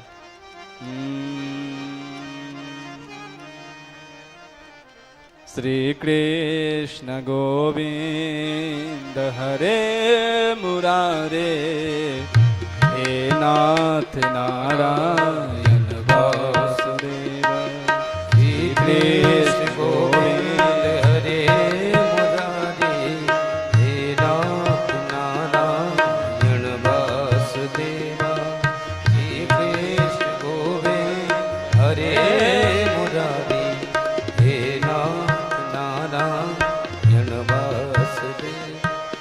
श्री कृष्ण गोविंद हरे मुरारे, हे नाथ नारायण वासुदेव। श्री कृष्ण गोविंद हरे मुरारे, हे नाथ नारायण वासुदेव। श्री कृष्ण गोविंद हरे मुरारे, हे नाथ नारायण वासुदेव। कृष्ण गोविंद कृष्ण गोविंद हरे मुरारी, हे नाथ नारायण वासुदेवा। हे मुरारी, हे नाथ नारायण वासुदेवा। हे नाथ नारायण वासुदेवा, हे नाथ नारायण वासुदेवा। कृष्ण गोविंद हे नाथ नारायण वासुदेव। कृष्ण गोविंद हरे मुरारी, हे नाथ नारायण वासुदेवा। कृष्ण गोविंद हरे मुरारी, हे नाथ नारायण वासुदेव। राधे कृष्णा कृष्णा कृष्णा राधे राधे राधे कृष्णा कृष्णा कृष्णा राधे राधे। राधे कृष्णा कृष्णा कृष्णा राधे राधे। राधे कृष्णा कृष्णा कृष्णा राधे राधे। जब कथा चलती है जब तो कितना बात करते हैं आप लोग, और जब आपसे कीर्तन करवाते हैं तब ताली भी नहीं बजाती है। तो कथा में मौन रहो और कीर्तन में खूब जोर जोर से गाओ, ताली बजाओ। सभी लोग हाथ उठा के बड़े प्यार से गाए। राधे कृष्णा कृष्णा कृष्णा राधे राधे राधे राधे कृष्णा कृष्णा कृष्णा राधे राधे राधे कृष्णा कृष्णा कृष्णा राधे राधे राधे कृष्णा कृष्णा कृष्णा राधे राधे कृष्णा कृष्णा कृष्णा राधे राधे राधे कृष्णा कृष्णा कृष्णा राधे राधे। ओ श्री कृष्ण गोविंद हरे मुरारी नाथ नारायण वासुदेवा कृष्ण गोविंद हरे मुरारी नाथ नारायण वासुदेवा। श्री कृष्ण गोविंद हरे मुरारी नाथ नारायण वासुदेवा कृष्ण गोविंद हरे मुरारी नाथ नारायण वासुदेवा। वृंदावन बिहारी लाल की श्री वृंदावन बिहारी लाल की जय हो। शिवरंजनी चलने दीजिएगा। हाँ? आज सुदामा जी को मन नहीं लग रहा है आज माला में, और विचार कर रहे हैं मैंने अयाचक व्रत लेकर के बैठा, यदि ये अयाचक व्रत मेरे गोविंद से मिलने में यदि बाधा कर रही है तो इस अयाचक व्रत को मैं आज ही छोड़ रहा हूं। मुझे ऐसी अयाचक व्रत नहीं करनी है जो गोविंद के दर्शन में मेरी बाधा बन जाए। कहते अरे सुशीला जा, यदि घर में कुछ है तो लेकर के आ। मैं मित्र के यहाँ जाना चाहता हूँ कुछ लेकर के, मित्रों के यहाँ, गुरु के यहाँ, मंदिरों में कभी खाली हाथ नहीं जानी चाहिए। और आती है सुशीला, कहती है स्वामी यदि घर में कुछ होता तो मैं क्यों कहती अपने मित्र का दर्शन करने के लिए जाइए। मैं भला आपको क्यों कहती, कुछ ही क्षण पूर्व मैंने तो कही हूं घर में एक अन्न का टुकड़ा भी नहीं है जो मैं अपने बच्चे को खिलाऊं। कई लोग ऐसे हैं ना जो सुदामा जी को दरिद्र कहते हैं। यदि कोई ऐसा कहता है ना सुदामा जी दरिद्र है तो ये एक गोविंद का अपमान कर रहा है, ये सुदामा जी का अपमान है। सुदामा जी गरीब भले हैं, उनके घर में एक अन्न का टुकड़ा भी नहीं, ये बात सत्य है। ऊपर सूरज उगती है ना तो पूरी की पूरी सूर्य नारायण कृपा सुदामा जी के घर में, बात सत्य है। बरसात होती है तो पूरी बरसात के पानी सुदामा जी के घर में, ये बात सत्य है, सब है। लेकिन यदि कोई कहता है ना सुदामा दरिद्र है तो सुदामा जी का दरिद्र नहीं है। सुखदेव जी महाराज कहते हैं परीक्षित, सुदामा जैसा धनवान इस संसार में कोई नहीं है। उसके पास गोविंद नाम का धन है, उसके बाद हरि नाम की उसके पास धन है, उसके बड़ा धनवान कोई नहीं है संसार में। नहीं, मुझे द्वारिका जाना चाहिए, मैं जाऊंगा द्वारिकाधीश में दर्शन करूंगा उनकी। अब मुझे लग रहा है ये अयाचक व्रत गोविंद के दर्शन में मेरी बाधा बन रही है, छोड़ दिए। आज माला में मन नहीं लग रहा है। एक मास दो पक्ष है, एक मास दो पक्ष में दो एकादशियों मेरे घर नदनाद जू सो नित्य एकादशी हो। यहाँ हम आप सभी के घर में दो पक्ष में दो एकादशी होती है, और मेरे सुदामा जी के यहाँ नित्य एकादशी, नित्य एकादशी, नित्य एकादशी। चले आज गोविंद, आज चले सुदामा। नहीं, मैं जा रहा हूं आज गोविंद के दर्शन करूंगा, मैं अपने परम मित्र के दर्शन करूंगा, जिसके होठों पे हंसी पाँव में चले होंगे, जिसके होठों पे हंसी पाँव में छाले होंगे वही द्वारिकाधीश को जाने वाले हो। जिसके होठों पे हंसी पाँव में चाले होंगे वही जो है द्वारका जाने वाले होंगे, वो तुम्हें चाहने वाले हो। उनके होठों पे मुस्कुराहट, आंखों में चमक। आज मैं गोविंद के दर्शन के लिए जा रहा हूं। चले उसकी सुशीला गई, और कई कहते हैं ऐसे लोग जो सुशीला को किसी ने कुछ दिया नहीं। ऐसा नहीं है। यदि सुशीला कह दे ना किसी को जो आज मेरे घर में अन्न नहीं है, तो उसके घर में बोरे के बोरे उसके घर में अन्न हो जाएंगे। लेकिन सुशीला किसी से मांगती नहीं है, किसी से कहती नहीं है मेरे घर में अन्न का टुकड़ा भी नहीं है। आज गई एक पड़ोस घर में, और सुशीला बहुत चतुर है ना, वो एक घर का अन्न ला करके देती ना तो शायद भगवान कृष्ण न जान पाते। आज वो 4 घर में गई और 4 घर से 4 तरह की चावल लेकर के एक फटे हुए कपड़े में सुदामा जी को दिए। स्वामी लीजिए, आप जाइए, आज गोविंद का दर्शन कीजिए। और गोविंद का दर्शन करने के लिए आज सुदामा जी बढ़े। सर पे पगड़ी नहीं है, अच्छे कपड़े नहीं हैं, चरण में पादुका भी नहीं है। आगे बढ़ रहे हैं, गोविंद गोविंद गोविंद गोविंद की नाम कर रहे हैं। न भूख लगती है न प्यास लगती है, जिंदगी उदास लगती है। कैसे आऊं तेरी द्वारिका नगरी, आस भी अब उदास लगती। कमों की आँच में आंसू उबाल कर देखो, बनेंगे रंग किसी पर भी डाल कर देखो।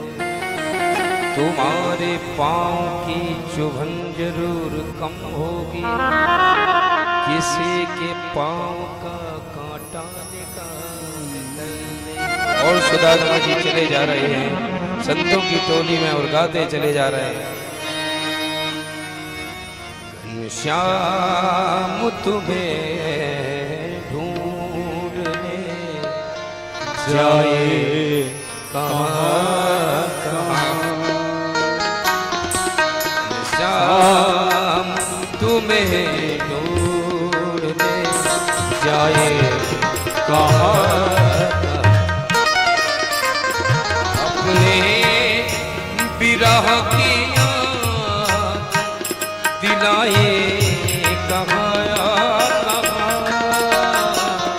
अपने विरह की याद दिलाए कहाँ कहाँ, अपने विरह की याद दिलाए कहाँ कहाँ, तुम्हें ढूंढने जाए कहाँ कहाँ, शाम तुम्हें ढूंढने जाए कहाँ कहाँ।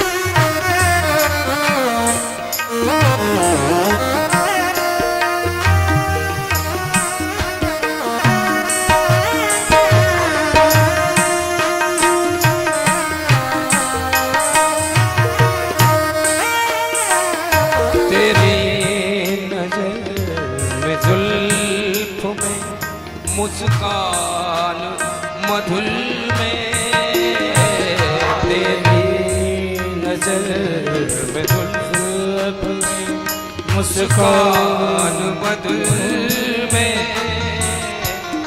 उलझा हुआ है दिल मेरा, उलझा हुआ है दिल मेरा, सुलझाए कहाँ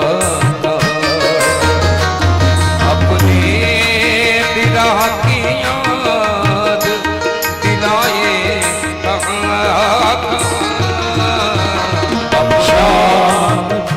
में ढूंढने जाए कहाँ जा।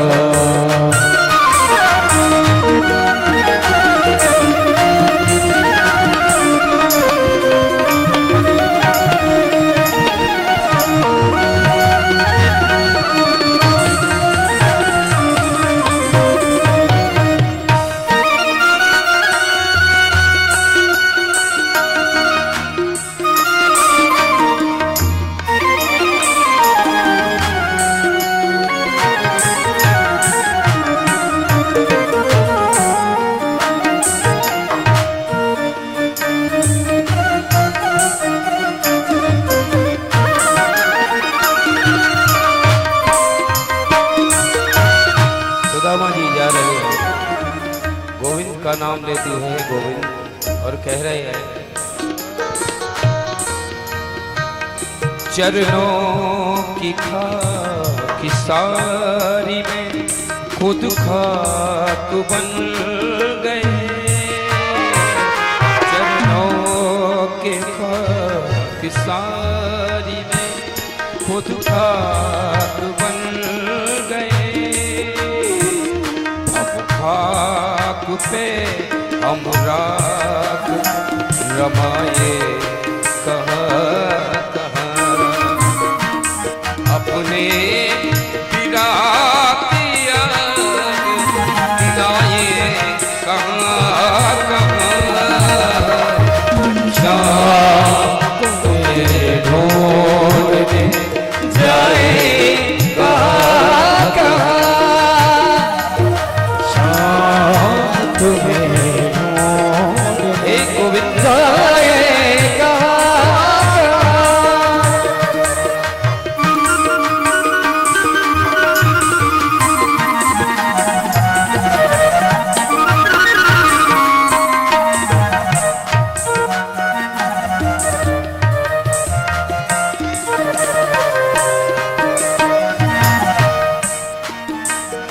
दिन रात अश्रुबिंद बरसते तो हैं मगर, दिन रात अश्रुबिंद बरसते तो हैं मगर, सब तन में लगी आग को, सब तन में लगी आग को बुझाए कहाँ कहाँ, सब तन में लगी आग को बुझाए कहाँ कहाँ, शाम तुम्हें ढूंढने जाए अपने विरह की याद दिलाए कहाँ,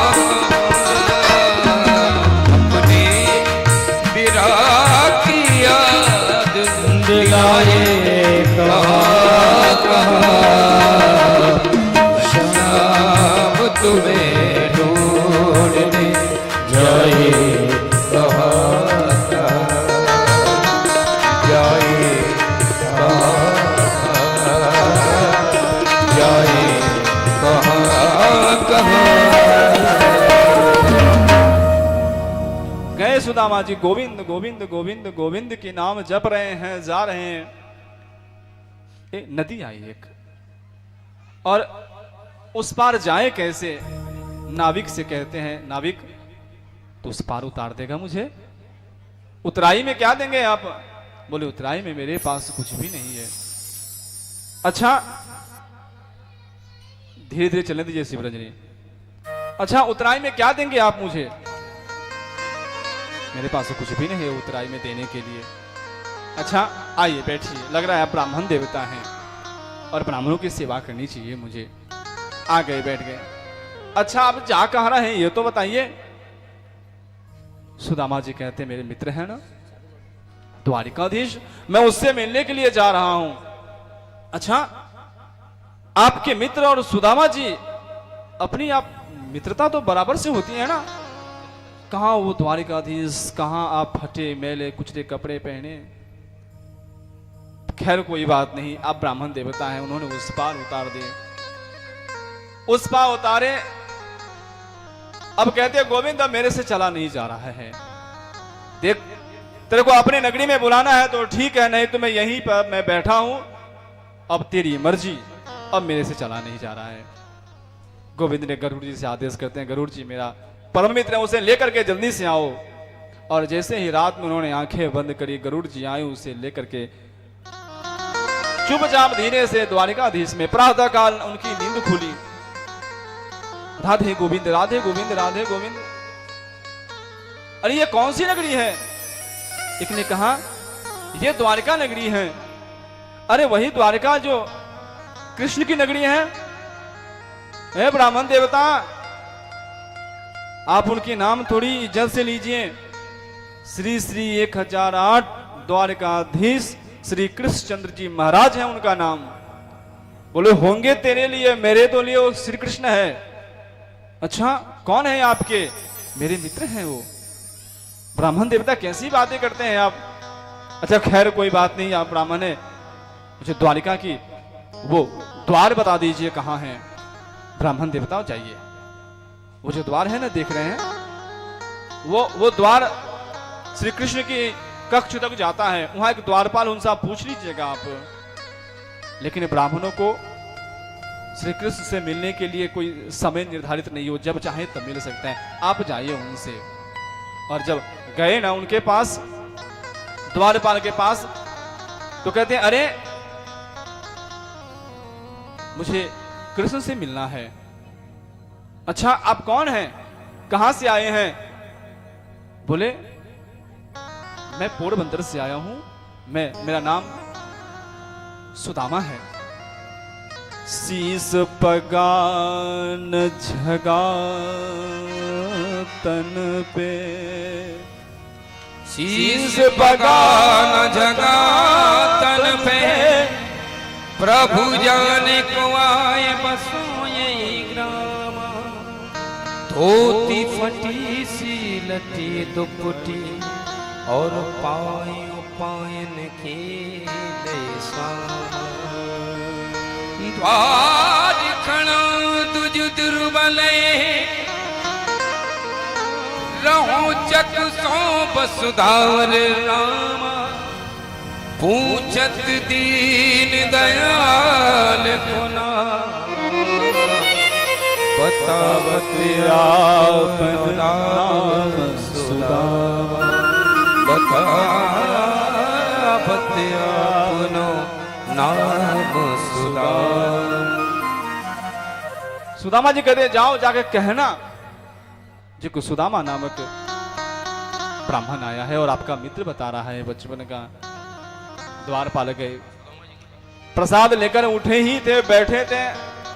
द्वारपाल कहता है प्रभु एक ब्राह्मण देवता है, फटे कपड़े पहना है, पादुका नहीं, सर पे पगड़ी नहीं, लेकिन नाम वो अपना सुदामा बता रहा है। और जैसे ये बात सुनी ना, भगवान श्री कृष्ण भूल गए। आप लोग भजन प्रेमी है, आइए भजन से समझते हैं।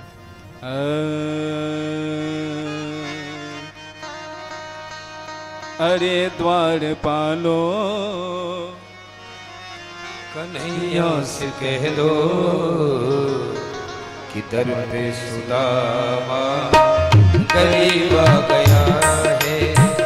अरे द्वारपालो कन्हैया से कह दो कि दर पे सुदामा गरीब आ गया है। भटकते भटकते न जाने कहाँ से, भटकते भटकते न जाने कहाँ से तुम्हारे महल के करीब आ गया है, तुम्हारे महल के करीब आ गया है।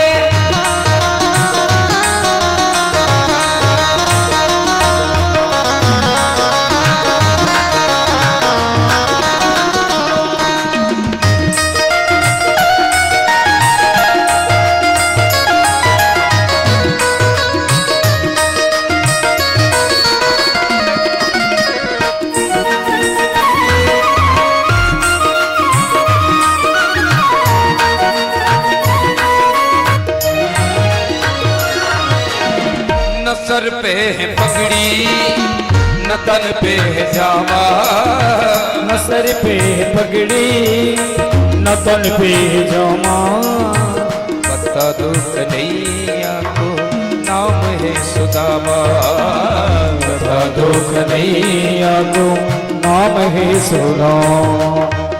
न सर पे है पगड़ी न तन पे है जामा, न सर पे है पगड़ी न तन पे है जामा, बता दो कन्हैया को नाम है सुदामा। न सर पे पगड़ी न तन पे जामा, प्यारे दो कन्हैया को नाम है सुदामा, बता दो कन्हैया को नाम है सुदामा। तुम एक बार मोहन से जाकर के कह दो, तुम एक बार मोहन से जाकर के कह दो कि मिलने सखा नसीब आ गया है, कि मिलने सखा नसीब आ गया है। भटकते भटकते न जाने कहाँ से तुम्हारे महल के करीब आ गया है, दुर्वे सुदामा करीब आ गया है। द्वारकाधीश की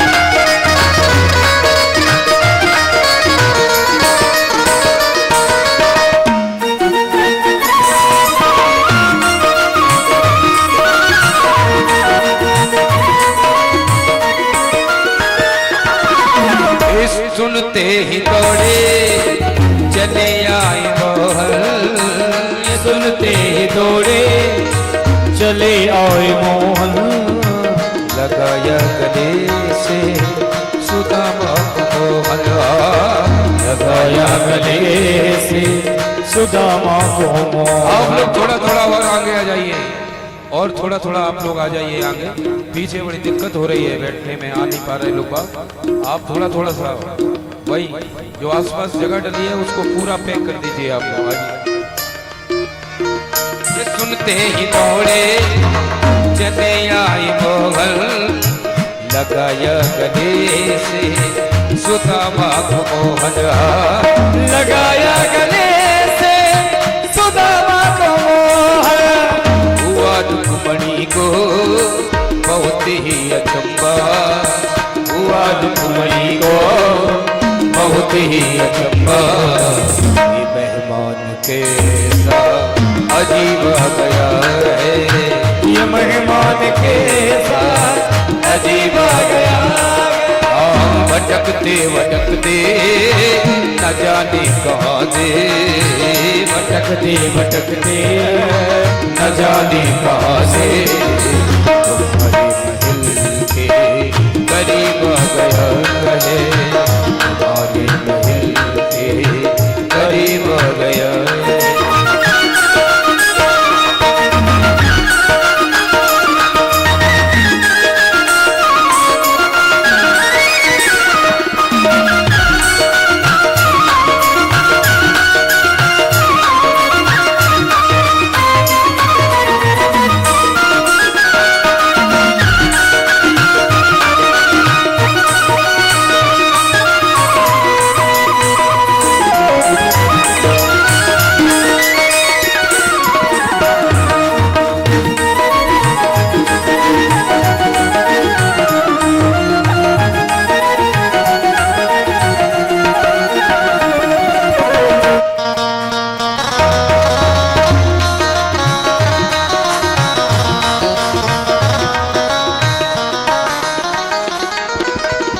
बराबर में अपने सुदामा बिठाए, बराबर में अपने सुदामा बिठाए, चरण आंसुओं से सामने बुलाए, चरण आंसुओं से शाम ने धुलाए।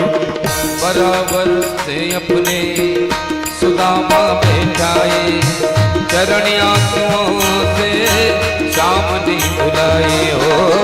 बराबर में अपने सुदामा बिठाए, चरण आंसुओं से शाम ने धुलाए, चरण आंसुओं से सामने धुलाए। न घबराओ प्यारे जरा तुम सुदामा, न घबराओ प्यारे जरा तुम सुदामा, उसी का समा फिर करीब आ गया है, उसी का समा करीब आ गया है। भटकते भटकते न जाने कहाँ से, भटकते भटकते न जाने कहाँ से, तुम्हारे महल के करीब आ गया है, तुम्हारे महल के करीब आ गया है। अरे द्वार पालो कन्हैया से कह दो, करते सुदामा करीब आ गया है, करते सुदामा करीब आ गया है, करते सुदामा करीब आ गया। द्वारिकाधीश की जय हो। जैसे ही गोविंद ने सुने कि मेरा बचपन का मित्र सुदामा आया है, वो अपने सुध बुध भूले दौड़े, और जैसे ही दौड़े उनकी दुपट्टा नीचे गिरी। दौड़े तो शायद एक संत ऐसा कहते हैं जो मां पृथ्वी कांपने लगी। आज गोविंद दौड़े क्यों? तो शायद दुपट्टा गिर के उनसे आश्वासन देती है, घबराने की आवश्यकता नहीं है। और गए और जाकर के भगवान श्री कृष्ण ने उस सुदामा को प्रेम से गले से लगाया, और गले से लगा करके अपने जो आसन थी वो आसन पे उनको बैठाया। अपने रुक्मिणी से कहती है, रुक्मिणी अरे जल लेकर के आप ब्राह्मण का चरण प्रक्षालन करनी है। और जब तक माँ रुक्मिणी जल लेकर के आती तब तो भगवान श्री कृष्ण अपने अश्रु की धारा से सुदामा की चरण प्रक्षाल चुके थे। ऐसे बिहाल बीमायन से पद कंटक जाने गणे पुण्य जो, आए महा दुख पायो सखा तुम, आए तेना कितने दिन को, देखी सुदामा की दीन दशा, देखी सुदामा की दीन दशा, करुणा करके करुणा निधि रोए, पानी पर को हाथ छुओ न, नैनन के जल से पग रोए, पानी पर को हाथ छुओ न, नैनन के जल से पग रोए, नैनन के पग जल और उन्होंने अपने अश्रु की धाराओं से गोविंद ने सुदामा के चरण प्रक्षालन किए, और जो वस्त्र पहन करके आए थे स्नानादि से निवृत्त होकर के वस्त्र सुदामा को पहनने के लिए दिए। बैठे कुशल क्षेम पूछिए उनसे, कैसे हैं सुदामा? अच्छा ये बता, तू तो बड़ा शर्मीला था, तूने शादी विवाह किया कि नहीं? सुदामा जी कहते हाँ मैंने विवाह किया है, तेरे भाभी का नाम सुशीला है और बच्चे भी हैं। अच्छा जब भाभी है तो भाभी मेरे लिए जरूर कुछ भेजी होगी, क्या भेजा है मेरी भाभी ने मेरे लिए?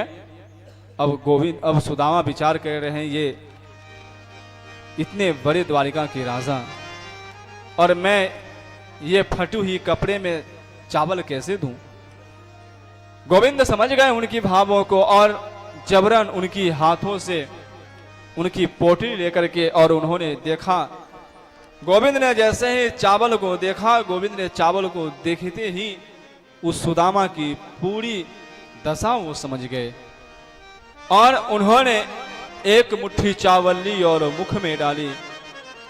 सुखदेव जी महाराज कहते हैं, राजन, उस एक मुट्ठी चावल में स्वर्ग के जो बड़े बड़े राजाओं को जो सुख, स्वर्ग में जो बड़े बड़े देवताओं को जो सुख मिल रही है, एक मुट्ठी चावल में श्री कृष्ण ने सुदामा को वो सुख प्रदान किए।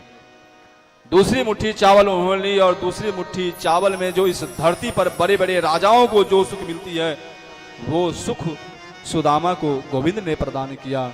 और इस बार तीसरी मुट्ठी चावल में माँ रुक्मिणी को दासी बनाकर ही भेजने वाले थे, बस माँ रुक्मिणी ने हाथ पकड़ ली, गोविंद बस कुछ हमारे लिए भी रहने दीजिए।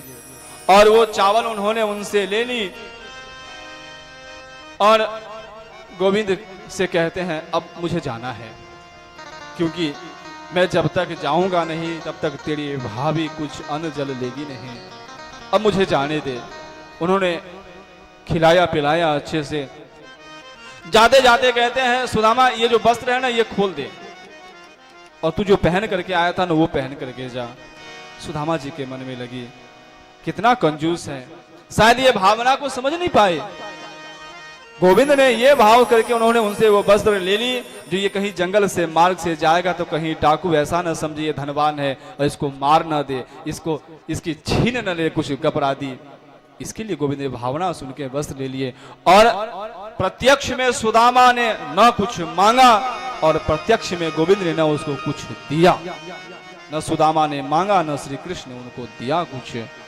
और वो अपने गए, देखे कि जो नगरी जो थी वो घास फूस की बनी हुई, देखी तो यहाँ पे बड़े बड़े अटारी पड़ी है। अरे ये किसकी नगरी है? अरे ये सुदामा की नगरी है। उनको लगा जो शायद कोई होगा सुदामा, जिन्होंने ये नगरी बना ली होगी रातों रात। अच्छा, वो सुदामा जी है कहाँ? सुदामा जी द्वारका मंदिर देख डरे, सुदामा मंदिर देख डरे, सुदामा मंदिर देख डरे। यहाँ तो आती मेरी टूटी झुपड़ियाँ, यहाँ तो आती मेरी टूटी झोपड़िया, कंचन महल खड़े, सुदामा मंदिर देख डरे, सुदामा मंदिर देख डरे। यहाँ तो आता मेरा तुलसी को गिरवा, यहाँ तो मेरो तुलसी को गिरवा, बड़े बड़े पेटी खड़े, सुदामा मंदिर देख सुदामा मंदिर देख डरे, सुदामा मंदिर देख डरे, सुदामा मंदिर देख सुदामा जी विचार किए, कौन है ये? आया होगा कोई और उन्होंने नगरी बना ली होगी। तब तक मैं कहा, नहीं, वो सुदामा जी अभी द्वारिका गए, अभी आ ही रहे होंगे। तो कहा द्वारिका में ही गई थी। तब तक सुशीला जी आई और सुशीला जी ने उनको पूजा आरती करके अंदर ले गए। और ले गए ना, एक बात कहूं, सुदामा जी के जीवन से हम सबको ये चीज सीखनी चाहिए। जब सुदामा जी अंदर गए ना, तो सुदामा जी ने उस सुखों का उपभोग नहीं किया। हम आप रहते उस सुखों का उपभोग करते। जैसे पहले सुदामा जी रहा करते थे, ठीक आज भी वैसे ही सुदामा जी, आज भी वो सुदामा जी नीचे सो रहे हैं। आज भी सुदामा जी के नाम जप में कोई कमी नहीं आ रही है। और सुदामा जी ने नियम बना करके रखे थे अपने जीवन में। सुदामा जी ने मन में अपने जीवन में नियम बनाए, जैसे कभी वो, उनकी पत्नी, उनके बच्चे कभी घर में भूखे सोते थे ना, उन्होंने नियम बना करके रखी थी। ये जो गोविंद ने मुझे दिया है ना, ये साम्राज्य हमें दिया है ना, ये साम्राज्य मैंने अपने बाहुबल से नहीं कमाया है, ये गोविंद ने हमें दिया है, ये गोविंद का प्रसाद है। और पूरे नगरी में घूमते, घूम घूम के देखते, जैसे मैं कभी भूखा सोया करता था, आज कोई भूखा तो नहीं सो रहा है ना मेरे नगरी में। और यदि कोई भूखा सोया हुआ मिलता है ना, सुदामा जी जाते उसे उठाते और उसे खिलाते। ये जो गोविंद का दिया हुआ प्रसाद है ना, ये प्रसाद कभी भी अकेले नहीं खानी चाहिए, ये प्रसाद सबको बांट करके खानी चाहिए। और सुदामा जी के पास जो भी धन था, वो धन को बांट बांट कर खाने लगे। भगवान ने यदि सामर्थ्यवान बनाया है ना, तो उस धन को कभी अकेले मत खाना। यदि उनकी इच्छा होगी ना, तो हमारे पास जो भी संपदा है ना, एक क्षण में कहां चली जाएगी पता भी नहीं चलेगा, हम रोते रह जाएंगे, एक क्षण में वो धन का नाश हो जाएगा। और यदि परमात्मा की इच्छा होगी ना जय श्री, तो हम कब धनवान हो जाएंगे ये हमें भी पता नहीं चलेगा। भगवान की कृपा से जो भी धन है ना, ये उनका दिया हुआ प्रसाद है। यदि लगे कहीं आवश्यकता, इस धन की कहीं आवश्यकता है, तो वहां देनी चाहिए, वहां सहयोग करनी चाहिए। और सुदामा जी कभी भी किसी को अपने रहते हुए भूखे नहीं सोने दिया उन्होंने। और उन्होंने ये प्रसाद सबको बांट करके खाया। बहुत ही अद्भुत कथा उन्होंने सुनाई। आइए हम सभी गोविंद से प्रार्थना करते हैं, गोविंद हमें भी उस राधा रानी के दरबार लेकर के चलो, जहां विराजे राधे रानी, और जहां विराजे राधा रानी, अलबेली सरकार सवरिया ले चल पहले पार, सवरिया ले चल पहले पार, सवरिया ले चल पहले पार, सवरिया ले चल पहले पार। जहाँ विराजे राधा रानी, जहाँ विराजे राधा रानी, जहाँ विराजे राधा रानी, जहाँ विराजे राधा रानी, अलबेली सरकार सवरिया चल पहली पार, सवरिया चल पहली पार, सवरिया चल पहली पार।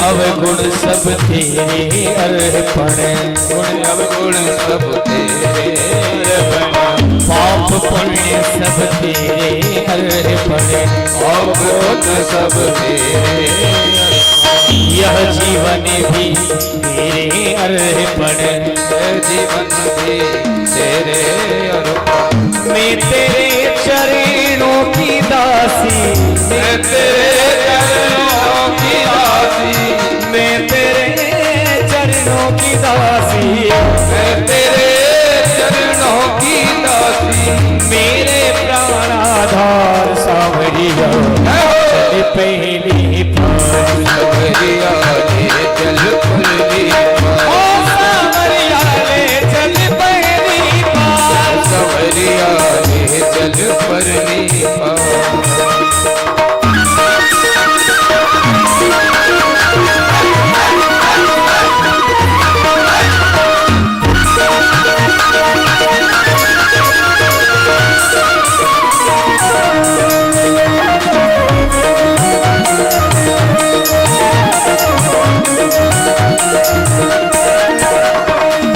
तेरी आस लगाओ बेटी हो, तेरी आस लगा बैठी हो, अखियां खूब थका बेटी हो, अखियां खोल थका बैठी हो, अपने आप लुटा बेटी हो, अपने आप लुटा बैठी हो।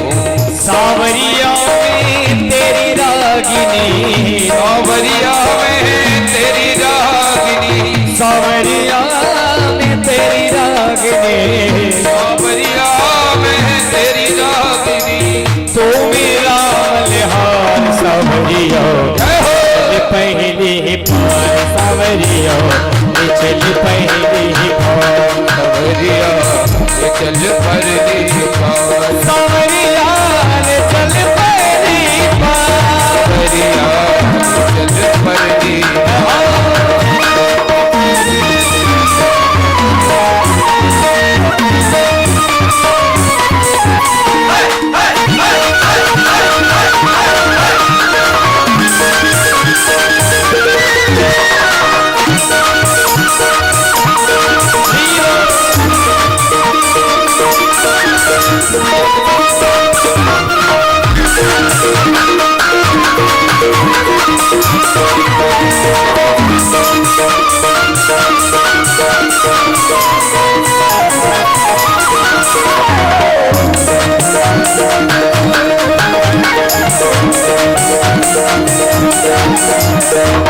जग की कुछ परवाह नहीं है जग की कुछ परवाह नहीं है तेरे बिन कोई चाह नहीं है कोई चाह नहीं है जग की तो परवाह नहीं है की तो परवाह नहीं है तेरे बिन कुछ चाह नहीं है तेरे बिन कुछ चाह नहीं है मेरे प्रीतम मेरे माझी मेरे प्रीतम मेरे माझी मेरे प्रीतम मेरे माझी मेरे प्रीतम मेरे माझी कर दो बेड़ा पार सावरियो सावरियो जय जय निवेदन चाहूंगा सभी भक्तों से एक बार जरा दोनों हाथ ऊपर करेंगे सीधे सीधे पीछे तक सीधे सीधे दोनों हाथ ऊपर करेंगे और ताली सेवा देते हुए कहेंगे सावरिया ले चल पहली पार सावरिया परली ओ सावरिया ले चल पहली पार सवरिया ले चल परली पार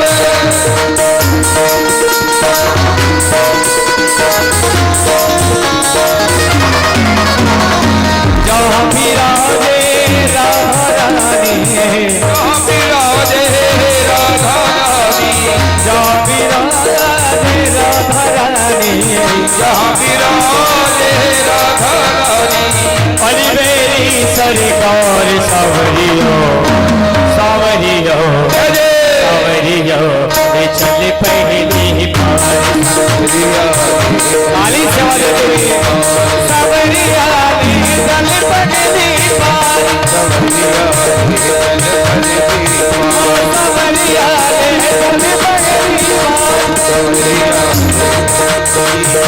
सावरिया ने चल पहली पार सावरिया ने चल पहली पार सावरिया ने चल पहली पार सावरिया ने चल पहली पार सावरिया ने चल पहली पार सावरिया ओ सावरिया ने चल पहली पार चल परली पार सावरिया ने चल पहली पार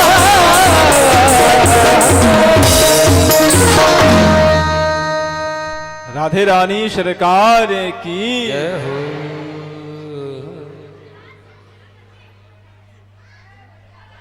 सभी भक्त लोग अपने अपने जगह पे बैठ जाएं और आज की कुछ सम्मानीय लोग हैं जिनका सम्मान करना सम्मान नहीं है, उनका क्या है, जो उत्साह उनकी बढ़ी रहे ऐसी हमेशा धर्म कार्यों में। तो कुछ मेरी माताएं बहनें हैं जिनका सम्मान होना चाहिए। तो सबसे पहले मैं जिन भक्तों का नाम लूंगा वो भक्त सीधे बिना विलंब के हुए व्यासपीठ पर आए और आशीर्वाद लें। सबसे पहले मैं सम्मानित करूंगा गीता पांडे जी का, जिन्होंने इस आयोजन में तन मन धन से सहयोग दिया। इनका खूब खूब धन्यवाद। ताली की सेवा कर दीजिए गीता पांडे जी का। यदि आप नाम सुन रहे हैं तो आप व्यासपीठ पर आते जाए। दूसरा अनीता पंडित जी, इनका भी बहुत बहुत धन्यवाद। इन्होंने भी शारीरिक खूब सहयोग दिया इस आयोजन में। तीसरा नाम है रानी बालाजी, जो यहाँ की महिला मंडल की अध्यक्षा भी है, तो उनका भी बहुत बहुत धन्यवाद। रानी बालाजी का यदि आप सुन रहे हैं तो व्यासपीठ पर सीधे आए, आशीर्वाद ले। और आगे की जो नाम है वो अनीता टेलर जी, जिन्होंने खूब शारीरिक और धन का सहयोग किया। अनीता टेलर जी का भी बहुत बहुत धन्यवाद। रंजू सिंह जी का भी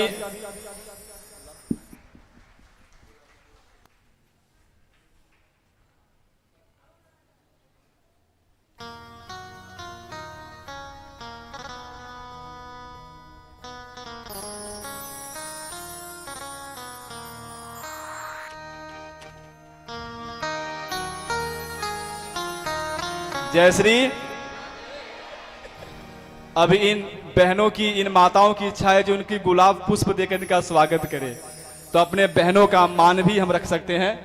एक बार जोरदार ताली से हमारी सभी बहनों का।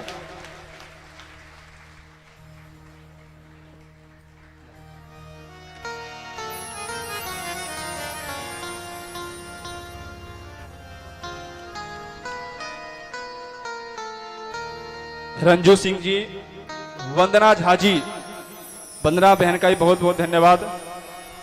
वंदना जी जब तक कतौची जल्दी आओ। संगीता मिश्रा जी, आपका भी बहुत बहुत धन्यवाद।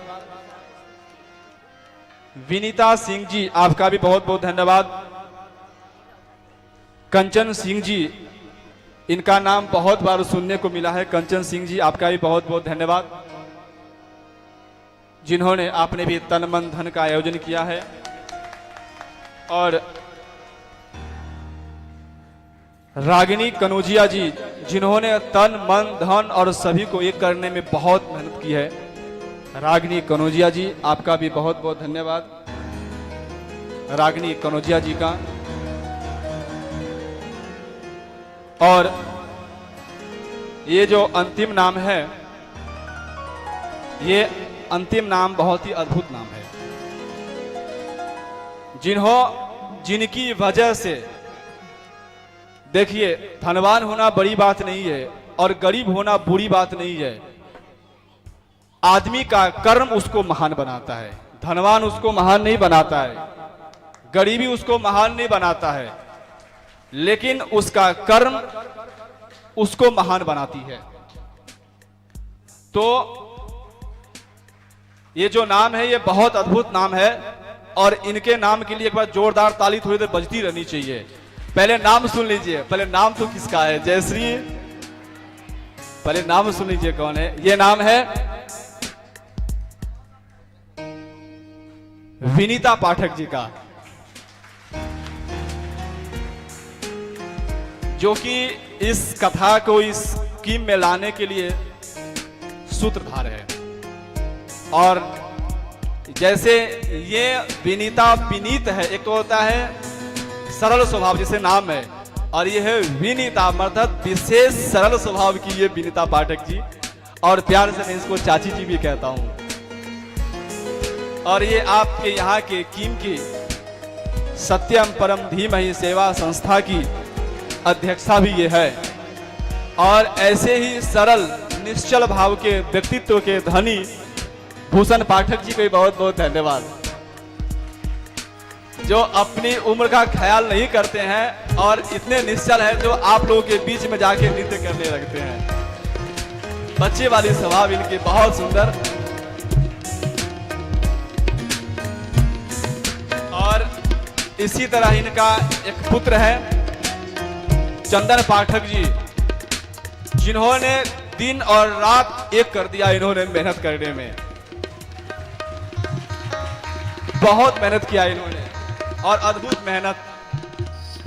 सुबह ये कब उठते थे मैं नहीं देखता था, और कब सोते थे ये भी मैं नहीं देखता था। मेरे उठने से पहले इनका उठना और मेरे सोने के बाद इनका सोना। और कोई भी कहे मुझे पानी ये वो, अब समझिए इतना बड़ा आयोजन है तो कितनी मेहनत होती होगी। और पूरी सामग्रियों की पूर्ति चंदन पाठक जी ने किया है। बहुत बहुत धन्यवाद आपका। और इसके बाद जो मेन है, जिन्होंने एक बात हुई और एक परम मित्र मेरे, जिसके एक बार चर्चा हुई और कीम में कथा होनी चाहिए, तो सीधे आकर के उन्होंने अपने चाची से कहा, अवधेश पाठक जी आप आइए। अवधेश पाठक भी जहां है अपने पत्नी के साथ आए, अकेले ना आए। और इस कथा की यदि सूत्रधार देखें तो यही है, जो यही हमें कीम आने के लिए आग्रह किया, बोला चलिए अब हम कीम में कथा करेंगे। तो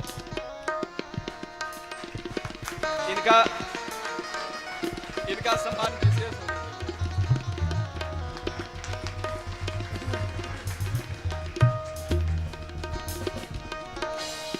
और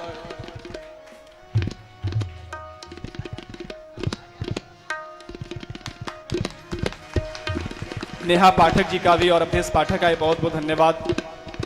और यदि काजल झा भी यहाँ पे उपस्थित है तो मैं उनसे आग्रह करूंगा काजल झा भी ऊपर आई, और रोशनी झा भी यहाँ पे, रोशनी पाठक या झा जो भी है यदि यहाँ पे है तो भी ऊपर आ जाए।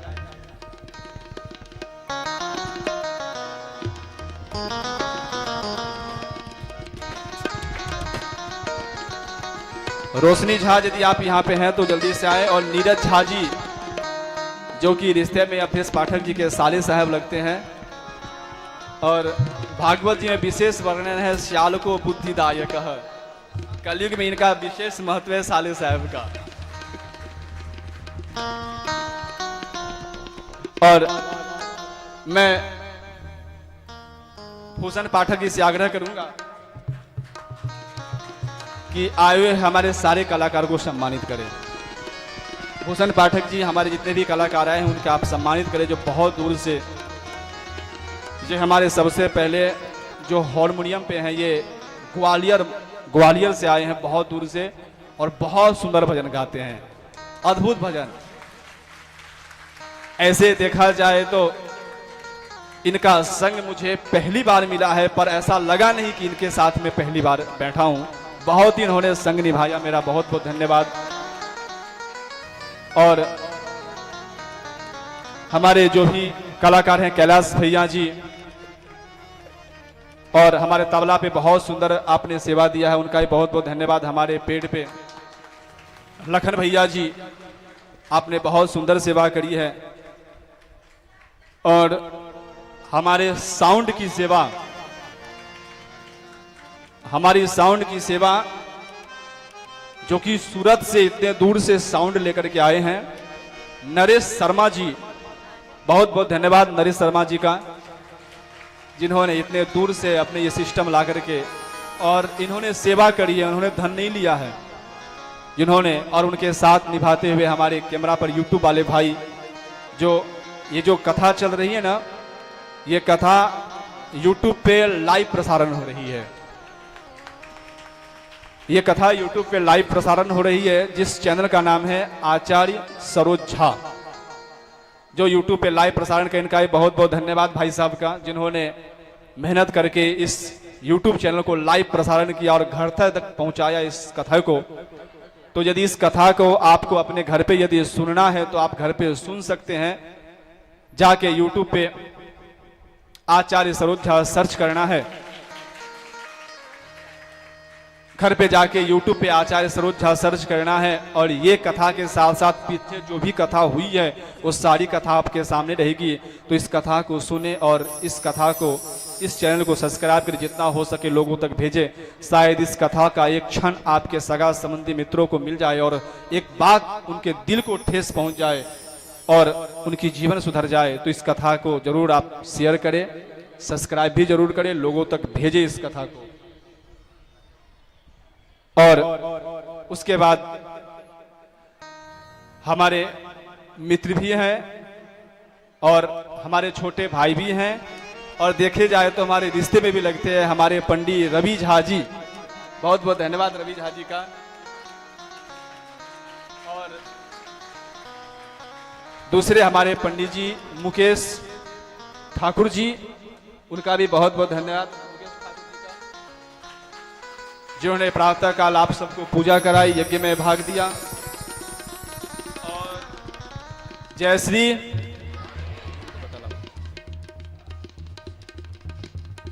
अब इसमें ऐसे लोग भी बचे होंगे जिसके मन में हो रहा होगा,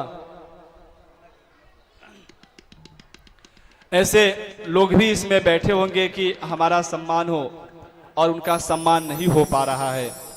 ऐसे इसमें कितने माताएं बैठी होंगी, कितने भाई बैठे होंगे जिनके मन में हो रहा कि शायद मैं जाता गुरु जी से आशीर्वाद देता तो घबराने की आवश्यकता नहीं है। जब ये कथा पूरी होगी ना, तो इस कथा के बाद हम यहीं से बैठे बैठे हम आप सभी को प्रसाद देंगे। जो भी यहाँ प्रसाद उपलब्ध होगी, आपको आज काउंटर पे जाने की आवश्यकता नहीं है। आप लोगों ने कथा सुनी है तो आप लोगों को इस व्यासपीठ से फल मिलेगा। हम सबको यहीं से जो भी प्रसाद की व्यवस्था होगी, आज काउंटर नहीं लगेगी, आज यहीं से हम सबको प्रसाद देंगे। और होना भी चाहिए, कथा सुनने के बाद यहीं से प्रसाद मिलनी भी चाहिए, तो हम सबको प्रसाद देंगे।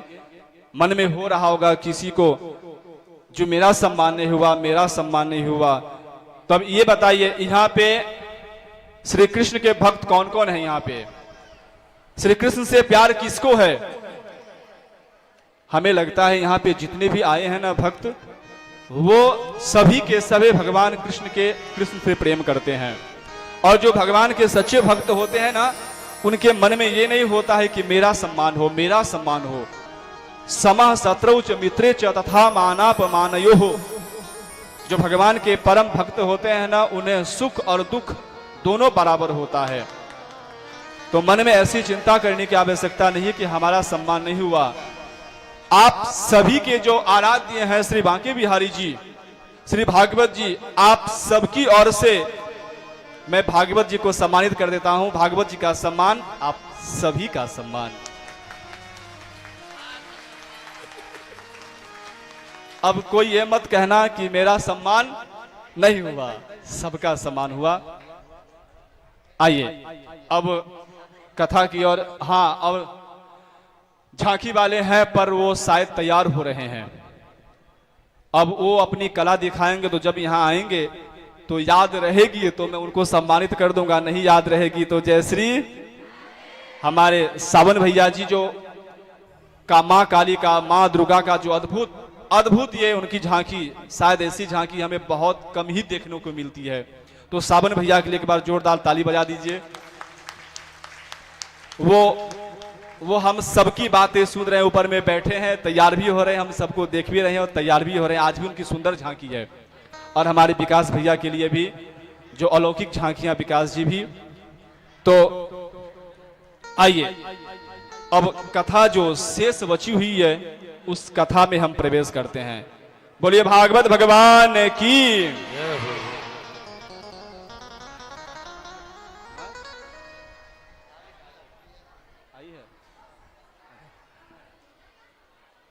काजल जी रह गई है, तो आप भी ऊपर आए, व्यासपीठ से आप आशीर्वाद लें। और उनका सम्मान हम चाहेंगे विनीता पाठक जी करें।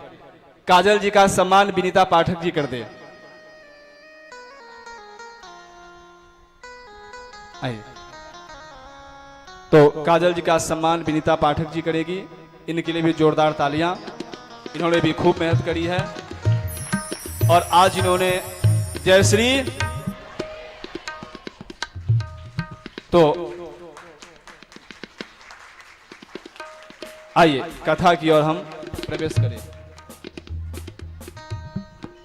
आय की जो कथा है, वसुदेव जी का यज्ञ महोत्सव। भगवान द्वारा वसुदेव जी को ब्रह्म ज्ञान का उपदेश। माँ देवकी कहती है कि यदि तू भगवान है तो मेरे 6 पुत्र मारे गए हैं। बैठ जाइए, आप सभी लोग बैठ जाइए। देवकी मैया कहती है यदि तू भगवान है तो मेरे 6 पुत्रों को कंस ने मारा, उसे लौटा दो। भगवान ने यमराज के पास जाकर के 6 पुत्र को लाते हैं और माँ देवकी को वापस करते हैं। और जय श्री। अब कथा की थोड़ी स्पीड बढ़ेगी। सुभद्रा हरण होगा। सुभद्रा हरण होता है। सुभद्रा हरण में, सुभद्रा हरण का हरण अर्जुन जी महाराज करते हैं जब तीर्थ यात्रा में बलराम जी रहते हैं, और उस समय सुभद्रा और अर्जुन का विवाह होता है श्री कृष्ण के मर्जी से। श्री कृष्ण जी मिथिला नगरी में आते हैं और एक ही साथ राजा जनक और सुतदेव के ब्राह्मण के यहाँ पहुँचते हैं। बहुत ही सुंदर वेदस्तुति, जय जय जह्य जामिति दोष भृत गुणाम, बहुत ही अद्भुत वेदस्तुति। वेदस्तुति के बाद शिव जी का संकट मोचन, शिव जी को भस्मासुर का जय श्री। कथा स्पीड चल रही है, ध्यान रखनी है। और अंतिम में सबकी आज परीक्षा भी है, जिसको मर्जी होगी खड़ा करके पूछेंगे आपने कथा कितनी सुनी है। शिव जी का संकट मोचन, भस्मासुर को आश्रय वरदान देना और वही भस्मासुर के पीछे दौड़ना, मोहिनी अवतार, और मोहिनी अवतार से भस्मासुर का उद्धार होना। और आगे की जो कथा है वो भी बहुत अद्भुत कथा। उसके बाद भृगु जी द्वारा त्रिदेवों की परीक्षा, सभी के मन में जिज्ञासा होती है जो सबसे बड़े देव कौन है। भृगु जी जाते हैं सबसे पहले ब्रह्मा जी को, भरा बुरा कहते हैं। ब्रह्मा जी उनको मारने के लिए दौड़ते हैं। शिव जी के पास जाते हैं, शिव जी को भरा बुरा कहते हैं। शिव जी त्रिशूल लेके मारने के लिए दौड़ते हैं और इस बार बैकुंठ में गए और भगवान विष्णु के पास जाकर के अपने चरण से भगवान विष्णु के वक्षस्थल पे प्रहार करते हैं। और भगवान गोविंद, भगवान नारायण खड़े होते हैं। अरे ब्राह्मण देवता, आपको लगी तो नहीं मेरा वक्षस्थल ये कठोर, आपका चरण कमल ये कोमल। और इसी से ये तीनों देवों की परीक्षा होती है। और श्री हरि सर्वश्रेष्ठ, नारायण सर्वश्रेष्ठ भगवान माने जाते हैं। और उसके बाद भृगु ऋषि का कहो ना जय श्री। अभी बातें नहीं, ये अंतिम कथा चल रही है, इसे ध्यान से सुनने की आवश्यकता है। भृगु ऋषि द्वारा त्रिदेवों की परीक्षा होती है और यदि वंशियों के द्वारा दुर्वासा ऋषि का शाप, बहुत ही अद्भुत कथा। अब भगवान गोविंद विचारते हैं, अब समय हो गया है, मैंने सारे अधर्म को निपटा दिया है, अब अपनी माया को समेटनी चाहिए। और ऐसा ही हुआ, और ऐसा ही हुआ। एक दिन की बात है, कहो न जय श्री।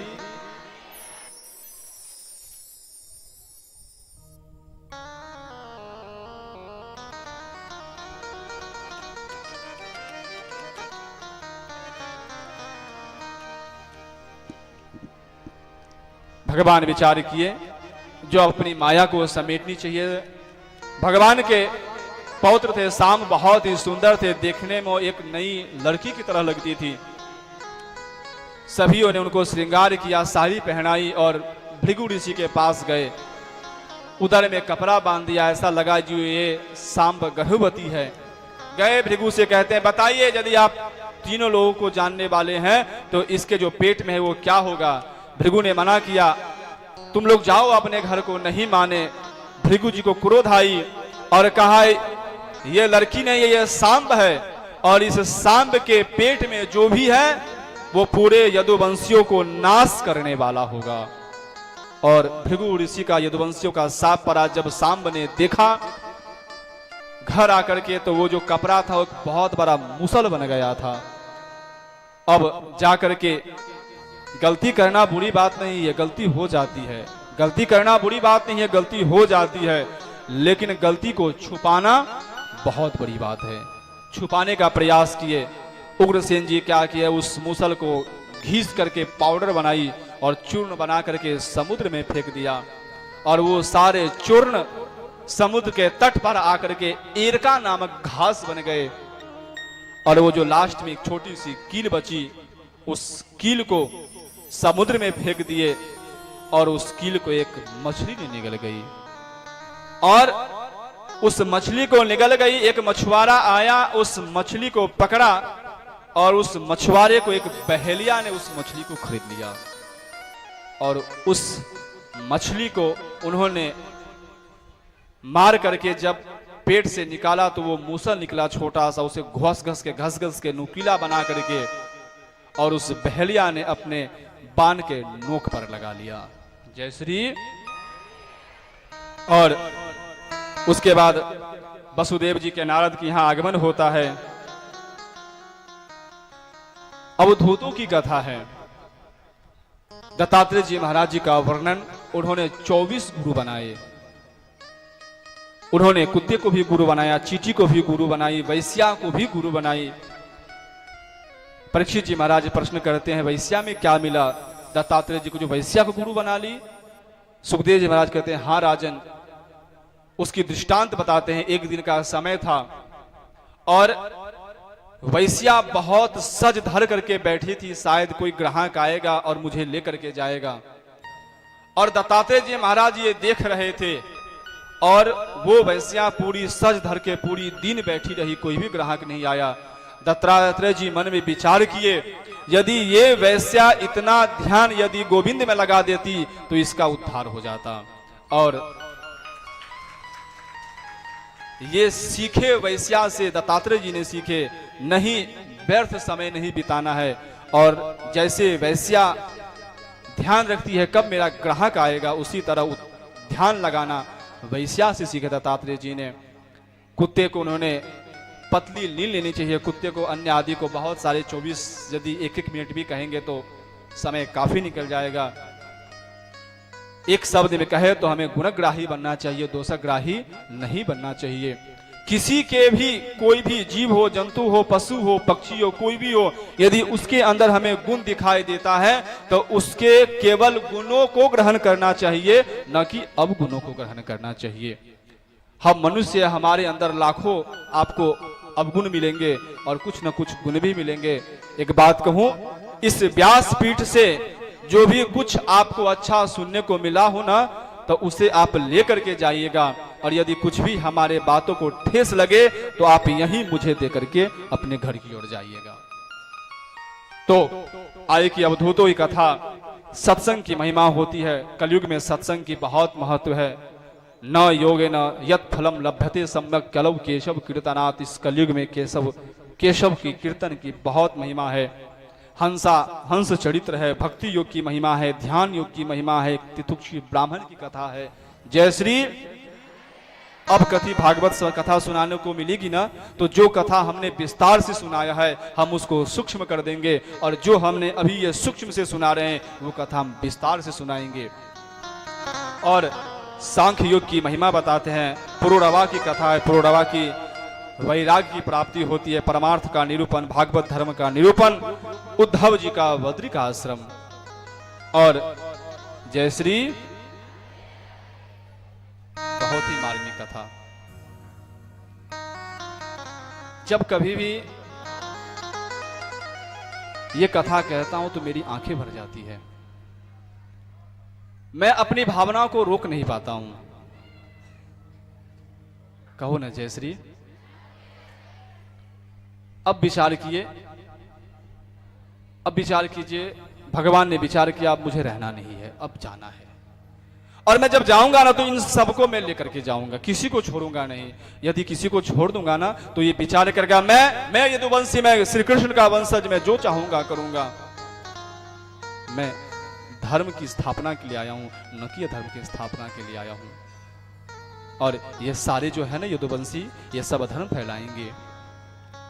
एक दिन की बात है, वो सारे यदुवंशी की बुद्धि मारी गई और सभी ने आज मदिरा पिया है। खूब उन्होंने आज मदिरा पिया, सोमरस पिया, एक दूसरे को गाली गलौज करने लगे। आज सारे यदुवंशी लाखों की संख्या में थे वो। बलराम जी देखिए ये क्या हो रहा है, शिवरजनी चलने दीजिए धीरे धीरे। बलराम जी को लगा ये क्या कर रहे हैं आज, ये सब की बुद्धि मारी गई है क्या? ये आज ये मदिरा, ये हमारे कुल से लोग सीखते हैं और ये आज मदिरा पी रहे ये लोग। देखा नहीं गया बलराम जी से। आज बलराम जी ध्यानस्थ हो गए और ध्यानस्थ होकर के चले गए समुद्र में विलीन हो गए, अपने आप को समुद्र में समाधिस्थ कर दिया बलराम जी ने। ये इधर श्री कृष्ण कहते हैं सुनो, ये द्वारिका समुद्र में डूबने वाला है, सभी के सभी निकल जाओ यहां से, खाली करो द्वारिका। और सभी के सभी जितने भी लाखों की संख्या में थे सभी प्रवास क्षेत्र में आ गए, सभी मदिरा पी रहे हैं। ब्राह्मण के लिए प्रसाद बन रहा है, उसे जूठा कर रहे हैं सब। ऋषियों कहते हैं ये बुद्धि मारी गई है क्या रे इसकी, हमारे लिए प्रसाद बन रहा है और प्रसाद को ये लोग झूठे कर रहे हैं। आज सबकी बुद्धि लगता है मारी गई है। मदिरा खूब पिया उन लोगों ने। प्रभास क्षेत्र पे उन्होंने जो उस मूसल को चूर्ण बना करके रखे थे ना, उस मूसल के चूर्ण जो एरका नामक घास बना था, बहुत तीखा तीखा घास था, तलवार की तरह। वो सारे यदुवंशी एक उठा के दूसरे को मारते, दूसरे उठा के तीसरे को मारते और तीसरे उठा के चौथे को मारते। आपस में खूब झगड़ा करने लगे एक दूसरे पर।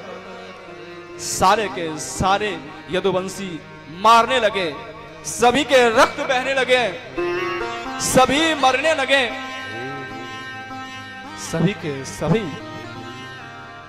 यदुवंशी वहां पर मरने लगे। 2-5 अब शेष बचे थे। गोविंद लेटे हुए हैं, हाथ उनके मस्तक पर, पैरों पर पैर रखे हुए हैं,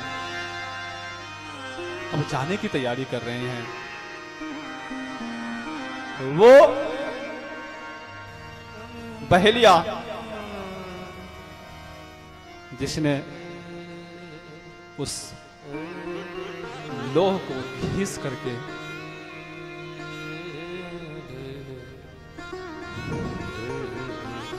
पान पे लगा रखा था, वो बहेलिया शिकार करने के लिए दौड़ रहा था जंगल में। वो देखा कि लाल लाल हिरण की मुख की तरह दिख रहा है। उस पहेलिया को लगा हिरण है। पहेलिया ने पान लगाया और वो समझा हिरण है। वो हिरण का मुख नहीं था, वो मेरे गोविंद का चरण था। पहेलिया ने पान उठाई और वो पान जैसे ही चलाया, वो बाण मेरे गोविंद के चरणों में जाकर के लगा। आह की आवाज निकली। पहले सोचा क्या किया मैंने, लगता है मैंने किसी को मार दिया है। ये हिरण की आवाज नहीं है, ये किसी मनुष्य की आवाज है। पहले दौड़ते दौड़ते आया, देखा गोविंद, गोविंद मैंने ये क्या किया, मैंने आपको बाण मारी। जिस गोविंद की कथा हम आज 7 दिनों से सुन रहे हैं, वो गोविंद इस धारा को छोड़ करके जाने वाले हैं। आज गोविंद माफ करना मुझे। पहेलिया उनके चरणों में गिर पड़ा, गोविंद मुझे माफ करो, ये कितना बड़ा पाप मैंने किया। गोविंद मेरी कैसी गलती होगी, मुझे माफ करो गोविंद। है गोविंद, मैंने ये जानबूझकर नहीं किया, मैं शिकार करने के लिए आया था, मैं तो हिरण समझ करके मारा। और ये गोविंद, ये बाण आपके चरणों में लगी है। हे गोविंद, हे गोविंद माफ करो मुझे। उद्धव जी महाराज, गोविंद इस धारा को आप छोड़ करके जा रहे हैं गोविंद, मेरा क्या होगा गोविंद। उद्धव जी से कहते हैं तू चिंता मत कर। इधर से दारुक भागते भागते हैं, गोविंद मेरे स्वामी आप जा रहे हैं छोड़ करके धारा को, मेरा क्या होगा। तो पंसावसे से 4-5 उनके यदुवंशी बचे थे, सभी के सब ने गोविंद गोविंद। आज गोविंद कहते हैं उद्धव मैं जा रहा हूं ना, अब समय हो गया है।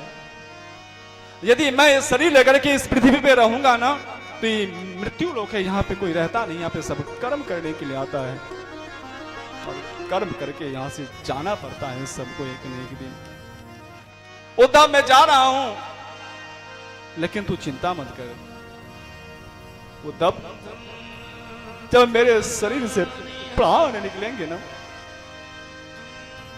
तो वो प्राण दो भागों में विभक्त होंगे। आज मैंने गोविंद ने आंखें बंद करी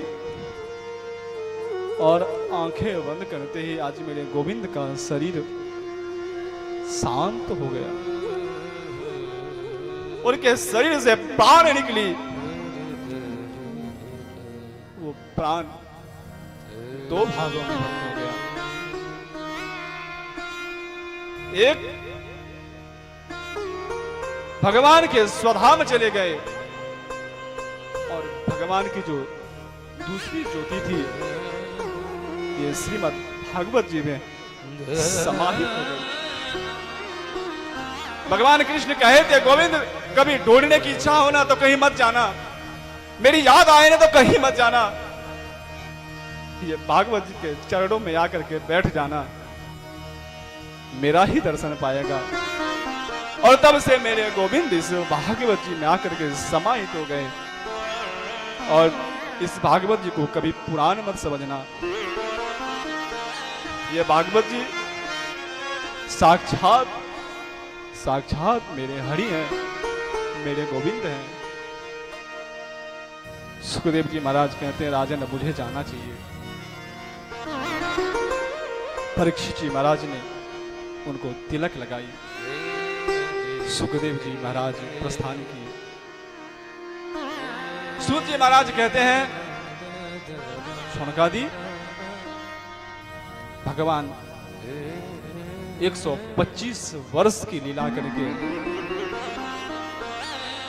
आज स्वधाम को चले गए। आइए थोड़ी सी कीर्तन करते हैं, मन को शांत करते हैं, फिर कथा की ओर चलेंगे। गोविंद मेरो है गोपाल, है सबसे शोभा न्यारी रमण बिहारी की, है सबसे शोभा न्यारी रमण बिहारी की। जाऊं बार बार बलिहारी मेरे बांके बिहारी की, जाऊं बार बार बलिहारी मेरे बांके बिहारी रे, जाऊं बार बार बलिहारी मेरे बांके बिहारी की। बार बार बलिहारी मेरे बांके बिहारी रे, है सबसे शोभा न्यारी रमण बिहारी की, है सबसे शोभा न्यारी रमण बिहारी की। जाऊं बार बार बलिहारी मेरे बांके बिहारी की, जाऊं बार बार बलिहारी मेरे बांके बिहारी की।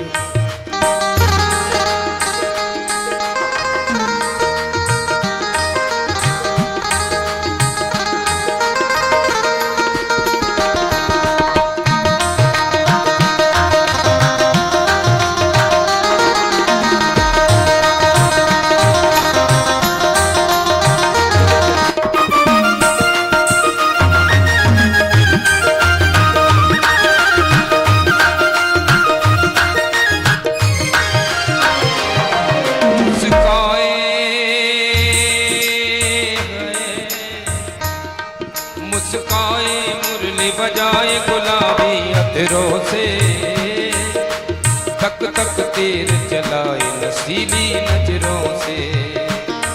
मुस्काए मुरली बजाए गुलाबी अधरों से, तक तक तीर चलाए नसीली नजरों से। घुंघरारी के नागिन सी लटकारी की, घुंघरारियल के नागिन सी लटकारी की। जाऊं बार बार बलिहारी मेरे बिहारी की, जाऊं बार बार बलिहारी मेरे रमण बिहारी। रसिया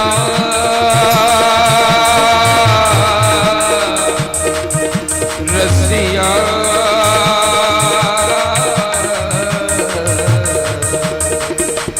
बार बार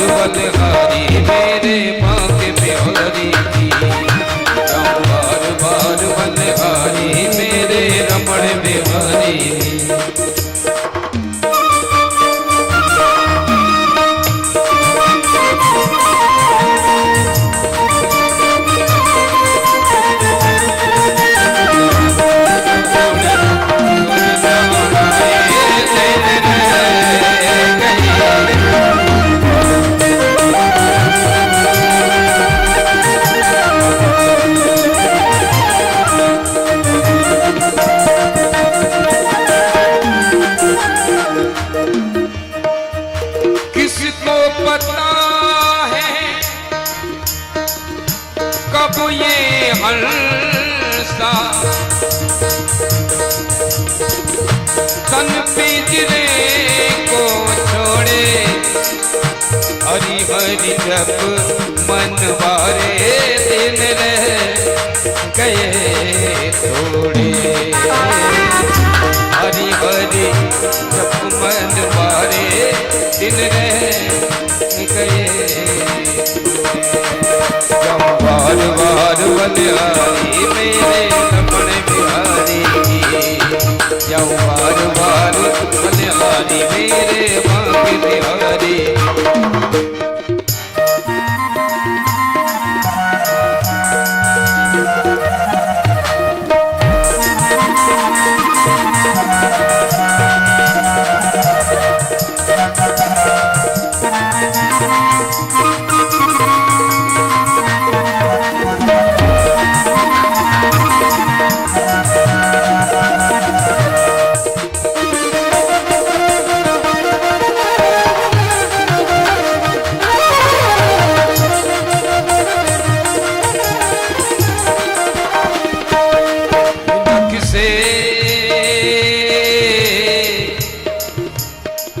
नख से सिख तक श्रृंगार जड़ाओ कहले हैं, काछन बूटेदार की कांबर पहने हैं। नख से सिख तक श्रृंगार जड़ाओ कहले हैं, काछन बूटेदार की कांबर पहने हैं। सिर साजे टेढ़ी पाग नैन सुख करेगी, सिर साजे टेढ़ी पाग नैन सुख करेगी। जाऊं बार बार बलिहारी मेरे रमण बिहारी, जाऊं बार बार बलिहारी मेरे मांग बिहारी। ओ मेरे रमण बिहारी, ओ मेरे मांग बिहारी, ओ मेरे मांगे बिहारी की। बोलो वृंदावन बिहारी लाल की जय। जय श्री, जय श्री, जय जय श्री। अब सुखदेव जी ने अंतिम उपदेश दिए। अब भगवान श्री कृष्ण के स्वधाम चले जाने के बाद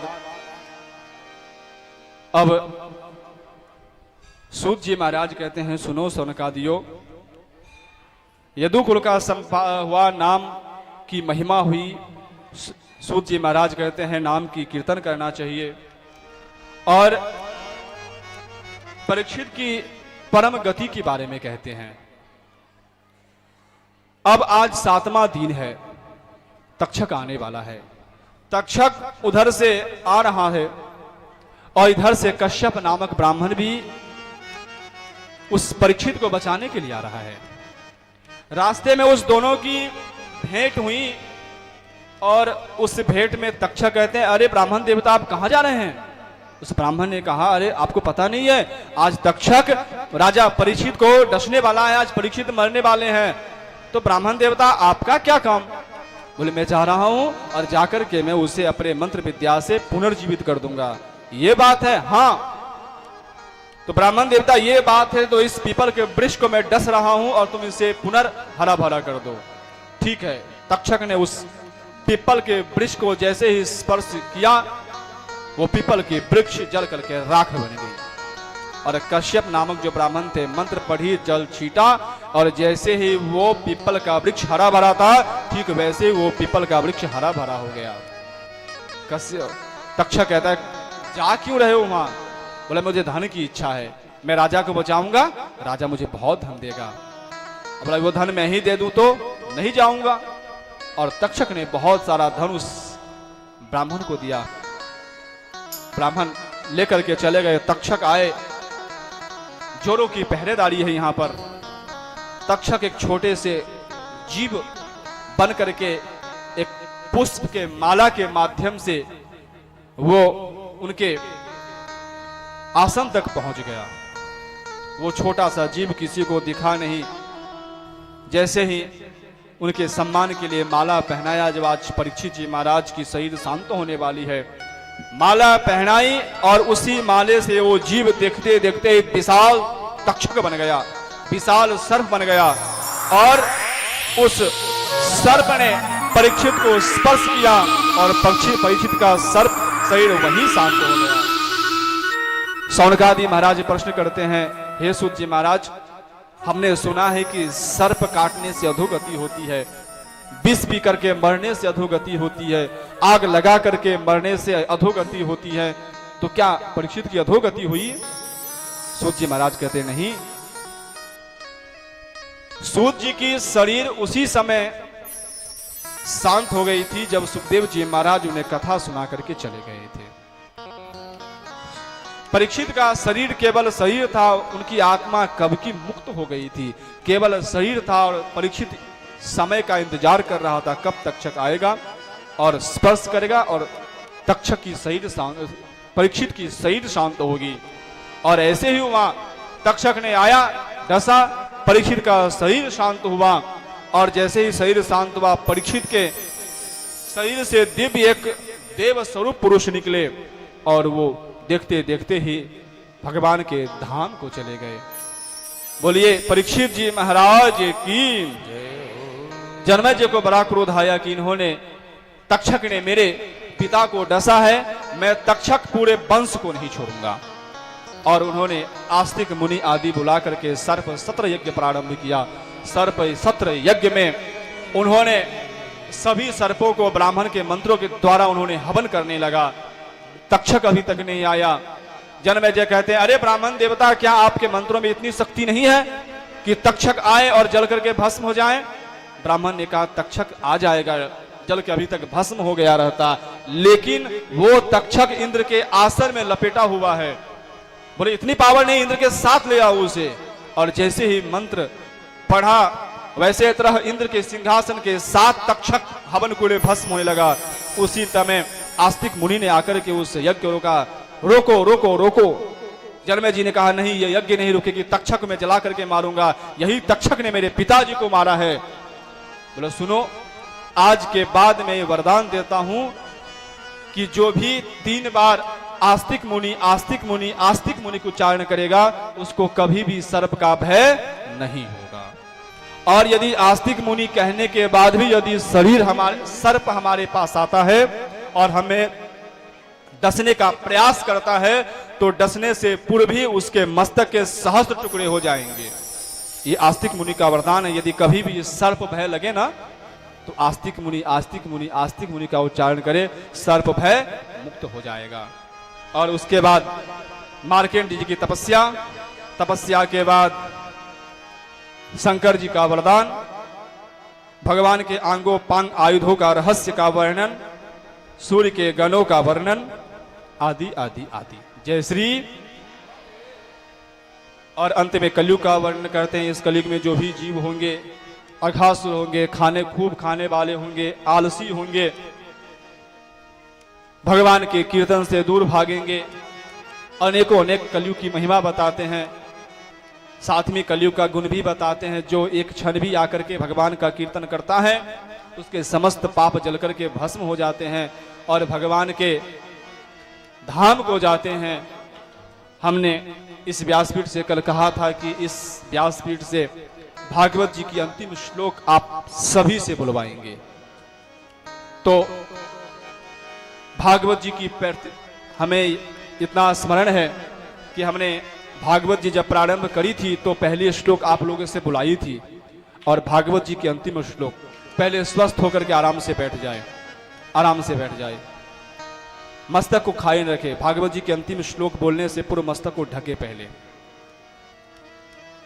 भागवत जी में यदि आस्था है, यदि आप लोग जो भी ये हमारी बातों को सुन रहे हैं, यदि भागवत जी में आस्था है, तो जो भक्त जहां खड़े हैं वहीं बैठ जाए। यदि भागवत जी में थोड़ी भी आस्था है तो वहीं बैठ करके मंत्र का उच्चारण करे, भागवत जी का सम्मान करे, अंतिम श्लोक प्रेम से बोले। ये हम नहीं, भागवत जी कहती है, इस श्लोक को बोलने से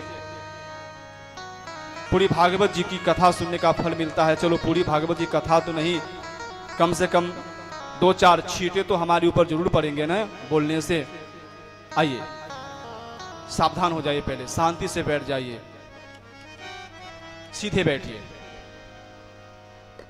मेरे साथ बोलिए, भवे भवे भवे भवे यथा भक्ति यथा भक्तिः पादयोस् पादयो तव जायते तव जायते तथा कुरुष्व तथा कुरुष्व देवेश देवेश नाथस्त्वं मातस्तं नो यतः प्रभो नो यतः प्रभु नाम संकीर्तनम् नाम संकीर्तनम् यस्य यस्य सर्व सर्व पाप पाप प्रणाशनम् प्रणाशनम् प्रणामो प्रणामो दुःख दुःख समनस समनस् तम नमामि नम नमामि हरिं परम हरिं परं तम नमामि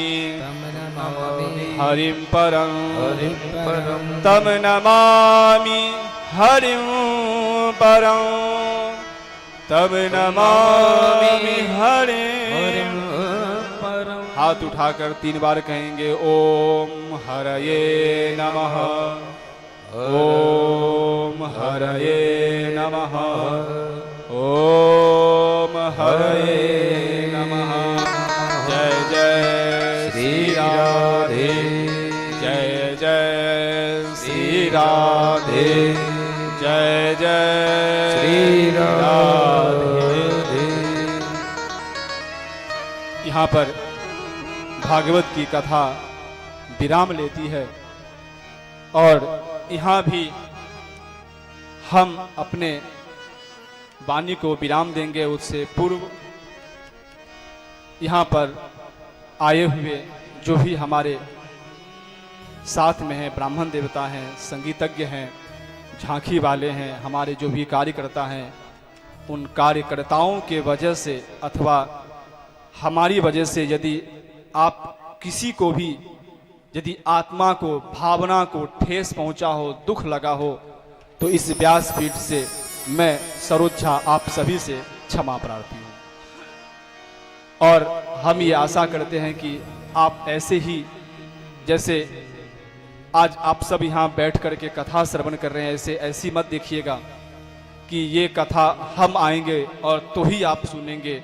भगवान की कथा कहीं भी होता हो, किसी तरह होता हो, वहाँ जाना चाहिए, भगवान की कथा को सुननी चाहिए। और कहूँ एक बात, जीवन में यदि अवसर मिले ना, अवसर देखिए, कई लोग ऐसा कहते हैं भगवान देंगे तो मैं करूँगा, सभी लोग ऐसा कहते हैं भगवान देंगे तो मैं करूँगा, लेकिन भागवत जी कहती है तू करेगा तो भगवान देगी, तू करेगा तो भगवान देंगे। तो जीवन में यदि अवसर मिले ना, तो एक बार जिस भगवान में आस्था हो, भागवत जी में आस्था हो, शिव पुराण में आस्था हो, देवी भागवत में आस्था हो, देवी जी में आस्था हो, शिव जी में आस्था हो, तो एक बार अपने कल्याण के लिए, अपने पितरों के लिए जैसी धन हो उसी अवस्था में एक बार अपने जीवन में भागवत कथा जरूर करवाना, जरूर करवाना। इसी बीच में कई बहनों ने सहयोग दिया है, उसकी हम नाम लेंगे। जो भी सुन रहे हैं, अभी भी धन की बहुत आवश्यकता है। सुबह ही पता चला था जो है, यदि आप लोगों की श्रद्धा हो तो आप जो भी बन पाए कुछ न कुछ दे करके जाकर के विनीता पाठक से पूछे क्या कमी है। इतनी सुंदर आयोजन, यदि धन की कमी रह जाए तो ठीक नहीं लगता है। तो कुछ भक्तों ने दान दिया है। यशोदा बेन जी जिन्होंने 1100 रुपये का सहयोग दिया है, जोरदार ताली बजा के इनकी से। यदि भक्त का नाम ले रहा हूं तो जल्द से जल्द आ जाए, विलम्ब न करे। यशोदा बेन इन्होंने 1100 रुपये का सहयोग दिए और एक गुप्त दान आया है 1100 रुपये का। संयुक्त भाई इन्होंने तेल का डब्बा ऐसा कुछ दिया है, बहुत बहुत धन्यवाद। संगीता मिश्रा जी जिन्होंने 7.500 केजी छाछ इन्होंने दिया है, लगभग 7.5 किलो ऐसा जो भी वो छाछ दिया इन्होंने, बहुत बहुत धन्यवाद। और छाछ की बात आई तो तकरम सकरस्य दुर्लभम, ये जो छाछ है ना, छाछ ये इंद्र को भी दुर्लभ है और हमें सरलता से मिलती है। तो जो स्वर्ग में दुर्लभ छाछ वो आज हम सभी लोग पिएंगे। जय श्री। तो संगीता बेन बहुत बहुत धन्यवाद, जो स्वर्ग में दुर्लभ है छाछ आपने दिया।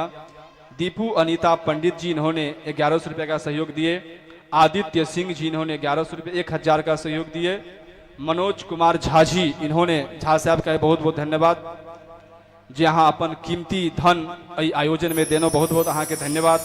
रमा बेन संगम भाई इन्होंने 1100 रुपये का सहयोग दिए। चमन भाई जी इन्होंने 1100 रुपये का सहयोग दिया। इन सभी दान दावताओं का खूब खूब धन्यवाद। और आइए पहले एक विदाई गीत गाएंगे, विदाई गीत के बाद हम होली में प्रवेश करेंगे। आइए सभी लोग विदाई गीत, हम सभी संगीत वालों को, सभी ब्राह्मणों को भजन के माध्यम से विदाई करेंगे। जय श्री राधे। बहुत ही सुंदर कहा है, मिलन आज तक था हमारा तुम्हारा, मिलन आज तक था हमारा तुम्हारा, रही जिंदगी तो मिलेंगे दोबारा। और रही जिंदगी तो मिलेंगे दोबारा, रही जिंदगी तो मिलेंगे दोबारा। और मिलन आज तक था हमारा तुम्हारा, मिलन आज तक था हमारा, रही जिंदगी तो मिलेंगे दोबारा, तो मिलेंगे दोबारा। मिलन 7 दिन था हमारा तुम्हारा, 7 दिन का हमारा तुम्हारा। जय हो। आप लोग बैठ जाइए, बैठ जाइए, आप लोग इसमें डांस नहीं करना है आपको।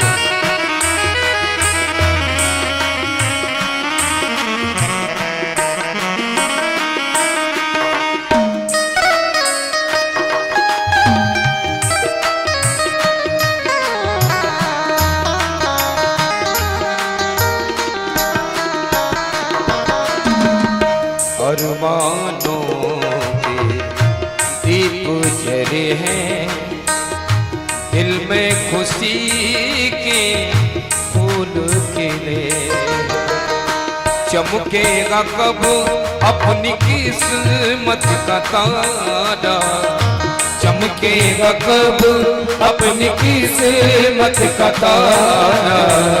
मिलन आज तक था हमारा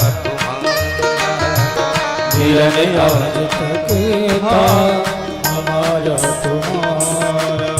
और पता नहीं अब आपसे कब मुलाकात होगी, किस्मत में लिखी थी मुलाकात इतनी, हंसी खुशी गुजरिए सौगात अपनी, किस्मत में लिखी थी मुलाकात इतनी, हंसी खुशी गुजरिए सौगात अपनी। फिर कब मिलेगा, फिर कब मिलेगा ऐसा नजारा, मिलन आज तक था हमारा तुम्हारा, रही जिंदगी तो मिलेंगे दोबारा, रही जिंदगी तो मिलेंगे दोबारा,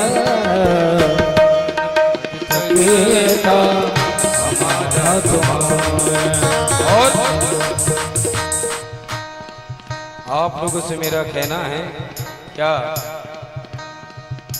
मोहब्बत करके दगा तुम न देना, हमको हमेशा बुलाते ही रहे, मोहब्बत करके दगा तुम न देना, हमको हमेशा बुलाते ही रहे।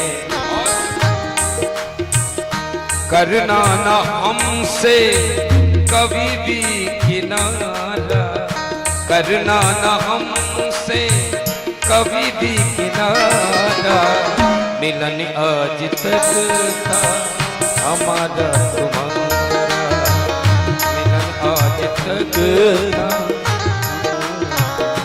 और आखिरी बात आपसे गुजारिश मैं कर रहा हूँ, कृपया मेरी ओर मुखातिब रहें, ध्यान दें। किसको खबर क्या कब क्या होगा, किसको खबर क्या कब क्या होगा, फिर कब दोबारा ये दर्शन होगा, किसको खबर क्या कब क्या होगा, फिर कब दोबारा ये दर्शन होगा। कहता हूँ मैं निवेदन हमारा, मिलन आज तक था हमारा तुम्हारा, मिलन आज तक था हमारा तुम्हारा। रही जिंदगी तो मिलेंगे दोबारा, रही जिंदगी तो मिलेंगे दोबारा, आज तक था हमारा, आज तक था हमारा तुम्हारा। एक बार सभी लोग आए। अरे हम तो जाते अपने गांव सबको राम राम राम, हम तो जाते अपने गांव सबको राम राम राम, हम तो जाते अपने गांव सबको राम राम राम, हम तो जाते अपने गांव सबको राम राम राम, हम तो जाते अपने गांव सबको राम राम राम, हम तो जाते अपने गांव सबको राम राम राम, हम तो जाते अपने गांव सबको राम राम राम, हम तो जाते अपने गांव सबको राम राम राम, सबको राम राम राम, सबको राम राम राम। जय श्री। जो भी झांकी बनी है जल्द से जल्द ले आए, विलंब न करे। तो जो भी झांकी बनी है वो जल्द से जल्द लेकर के आ जाए। तब तक एक छोटी सी आपको बात सुना दूं। और बीच में रास्ता बना दीजिए, बीच में थोड़ा सा बीच में एक रास्ता बना दीजिए जहाँ से सुदामा जी चले आएंगे, वहां से बनवा दो आप।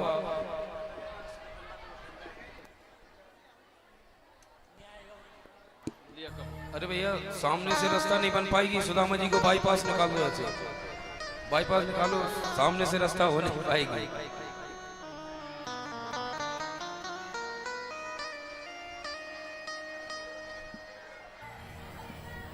हेलो एक बार प्रेम से बोलिए जय श्री राधे।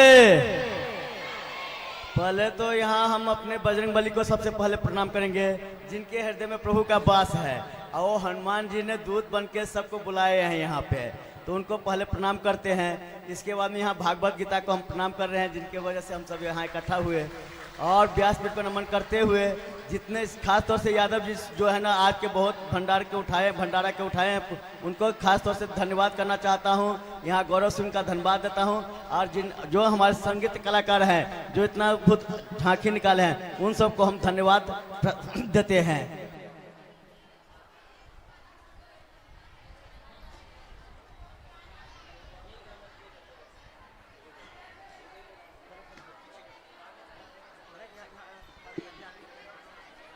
बोल राधे रानी सरकार की जय हो।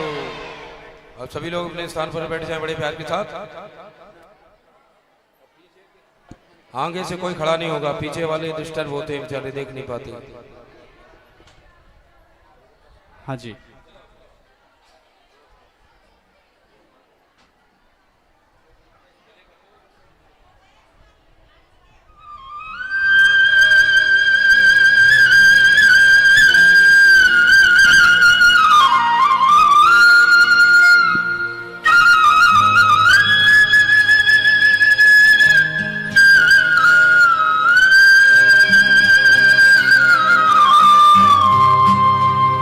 गरीबी से बुरा हाल धर्मपत्नी के बार बार कहने पर सुदामा ना चाहते हुए अपने बचपन के मित्र कृष्ण से मिलने चला। द्वारकाधीश के महलों के अंदर जाने का प्रयास किया तो द्वारपालों ने रोका। है किधर जाता है? सुदामा ने प्रार्थना की, ऐ द्वारपालो,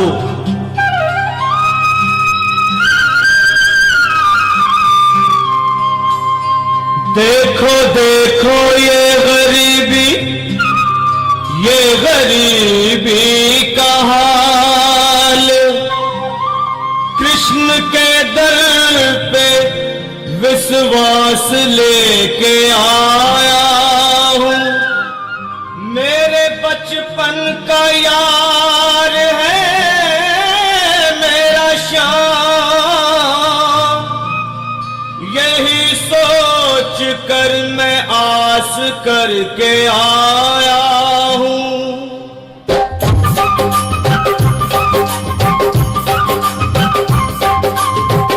अरे द्वारपालो कन्हैया से कह दो, अरे द्वारपालो उस कन्हैया से कह दो के दर पे सुदामा गरीब। अरे सभी बैठ जाएंगे, यहाँ पे फोटो नहीं खींचेगा कोई। भटकते भटकते न जाने कहां से, भटकते भटकते न जाने कहां से तुम्हारे महल के करीब आ गया है, तुम्हारे महल के करीब आ गया है।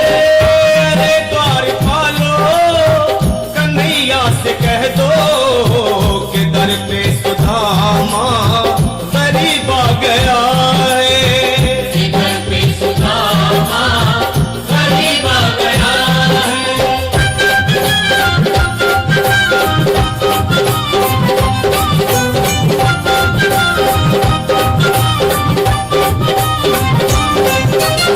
न सर पे है पगड़ी न तन पे है जामा, बता दो कन्हैया को नाम है सुदामा, बता दो कन्हैया को नाम है सुदामा, बता दो कन्हैया को नाम है सुदामा। न सर पे है पगड़ी न तन पे है जामा, बता दो कन्हैया को नाम है सुदामा हो। न सर पे है पगड़ी न तन पे है जामा, बता दो कन्हैया को नाम है सुदामा हो, बता दो कन्हैया को नाम है सुदामा। एक बार मोहन से जा करके कह दो, तुम एक बार मोहन से जा करके कह दो कि मिलने सखावत नसीब आ गया है, मिलने सखावत नसीब आ गया है। अरे द्वारपालो कन्हैया से कह दो कि दर पे सुदामा करीब आ गया है, दर पे सुदामा करीब आ गया है। सुदामा जी के सामने से हट जाइए, सुदामा जी के सामने से।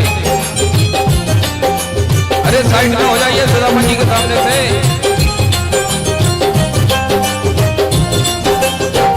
मीठी मीठी प्यारियों के साथ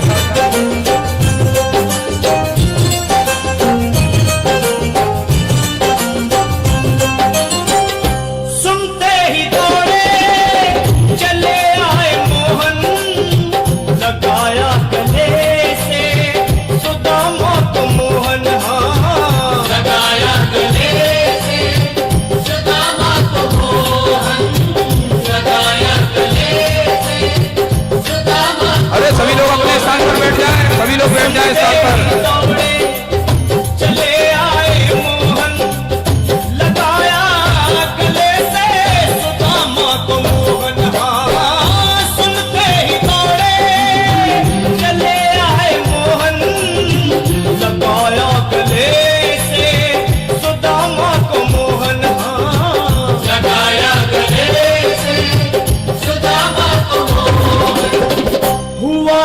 रुक्मणी को बहुत ही अचंभा हुआ, रुक्मणी को बहुत ही अचंभा, ये मेहमान कैसा अजीब आ गया है, ये मेहमान कैसा अजीब आ गया है। हुआ रुक्मणी को बहुत ही अचंभा, ये मेहमान कैसा अजीब आ गया है, ये मेहमान कैसा अजीब आ गया है।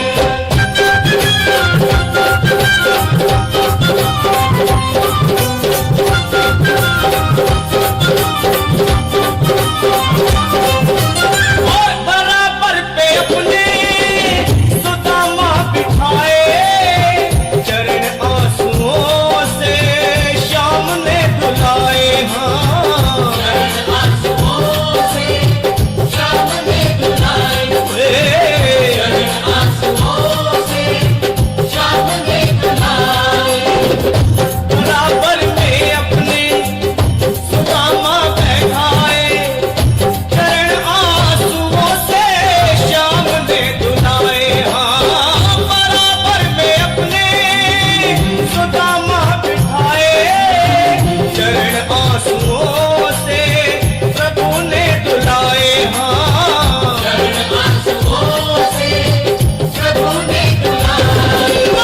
न घबराओ प्यारे जरा तुम सुदामा, न घबराओ प्यारे जरा तुम सुदामा, खुशी का समा तेरे करीब आ गया है, खुशी का समा तेरे करीब आ गया है। न घबराओ प्यारे जरा तुम सुदामा, न घबराओ प्यारे जरा तुम सुदामा, खुशी का समा तेरे करीब आ गया है, खुशी का समा तेरे करीब आ गया है, खुशी का समा तेरे करीब आ गया है, खुशी का समा तेरे करीब आ गया है। न घबराओ प्यारे जरा तुम सुदामा, न घबराओ प्यारे जरा भी सुदामा, खुशी का समा तेरे करीब आ गया है, खुशी का समा तेरे करीब आ गया है, हाँ खुशी का समा तेरे करीब आ गया है। ताली खुशी का समा तेरे करीब आ गया है, खुशी का समा तेरे करीब आ गया है, खुशी का समा तेरे करीब आ गया है।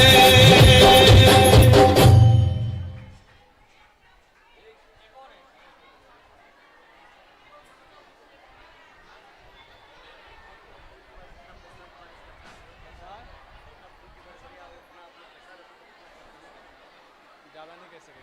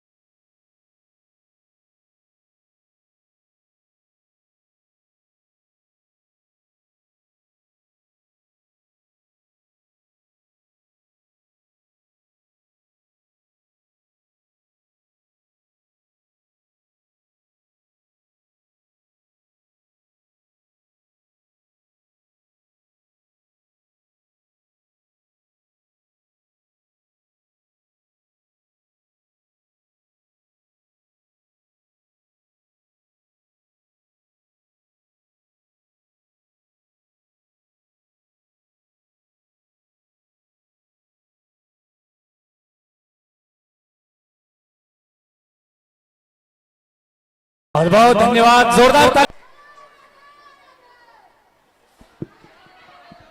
आइए हम सभी आरती की ओर प्रस्थान करेंगे। सभी भक्त लोग थोड़ा पीछे आ जाए,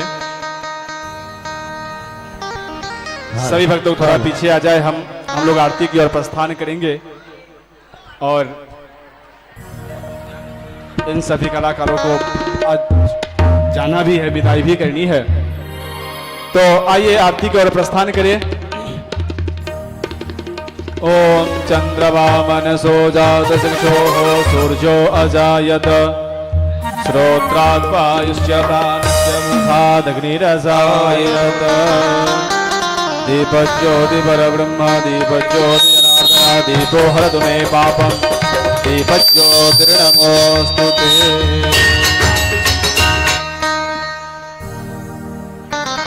श्री भागवत भगवान की है आरती, पापियों को पाप से है तार। श्री भागवत भगवान की आरती, पापियों को पाप से तारती। भगवत भगवान की आरती, पापियों को पाप। सभी लोग पीछे हो जाएं, सभी लोग पीछे हो जाएं। जो मुख्य यजमान हैं वो आगे रहेंगे। आरती दे दो। ये अमर ग्रंथ ये पंक्ति ये पंचम वेद निराला, नव ज्योति जगाने वाला। ये अमर ग्रंथ ये मुक्ति पंथ ये पंचम वेद निराला, नव ज्योति जगाने वाला। और नव ज्योति जगाने वाला, ओ नव ज्योति जगाने वाला। नाम यही हरिधाम यही, हरि नाम यही हरि धाम यही। जग के मंगल की आरती, पापियों को पाप से है तारती। भागवत भगवान की है आरती, पापियों को पाप से तारती। ये शांति गीत पावन पुनीत, पापों को मिटाने वाला है, हरि दर्श कराने वाला है। ये शांति गीत पावन पुनीत, पापों को मिटाने वाला, हरि दर्श कराने वाला। ये सुख करनी ये दुख हरनी, ये सुख करनी ये दुख हरनी। श्रीमद सूदन की आरती, पापियों को पाप से है तारती। भागवत भगवान की है आरती, पापियों को पाप से तारती। ये मधुर बोल तत्वबंद खोल, सन्मार्ग बताने वाला, बिगड़ी को बनाने वाला। ये मधुर बोल जगपंथ कौल, संग मार्ग बताने वाला, बिगड़ी को बनाने वाला। और बिगड़ी को बनाने वाला है, ओ बिगड़ी को बनाने वाला है। श्री राम यही घनश्याम यही, श्री राम यही घनश्याम यही। प्रभु के महिमा की आरती, पापियों को पाप से तारती। भागवत भगवान की है आरती, पापियों को पाप से तारती। पापियों को पाप से तारती। कर्पूर गौरम करुणावतारम, संसार सारम भुजगेन्द्रहारम, नाम संतम हृदयारविन्दे, भवं भवानी सहितं नमामि। त्वमेव माता च पिता त्वमेव बन्धु च सखा त्वमेव, त्वमेव देव्यानन्दं त्वमेव, त्वमेव सर्वं मम देवदेव। गुरुर्ब्रह्मा गुरुर्विष्णु गुरुर्देवो महेश्वरः, गुरुः साक्षात् परब्रह्म, तस्मै श्री गुरवे नमः। राम राम जय राजा राम, राम राम जय सीता राम। राम राम जय राजा राम, राम राम जय सीता राम। राम राम जय राजा राम, राम राम जय सीता राम। राम राम जय राजा राम, राम राम जय सीता राम, राम राम जय राजा राम, राम राम जय सीता राम। राम राम जय राजा राम, राम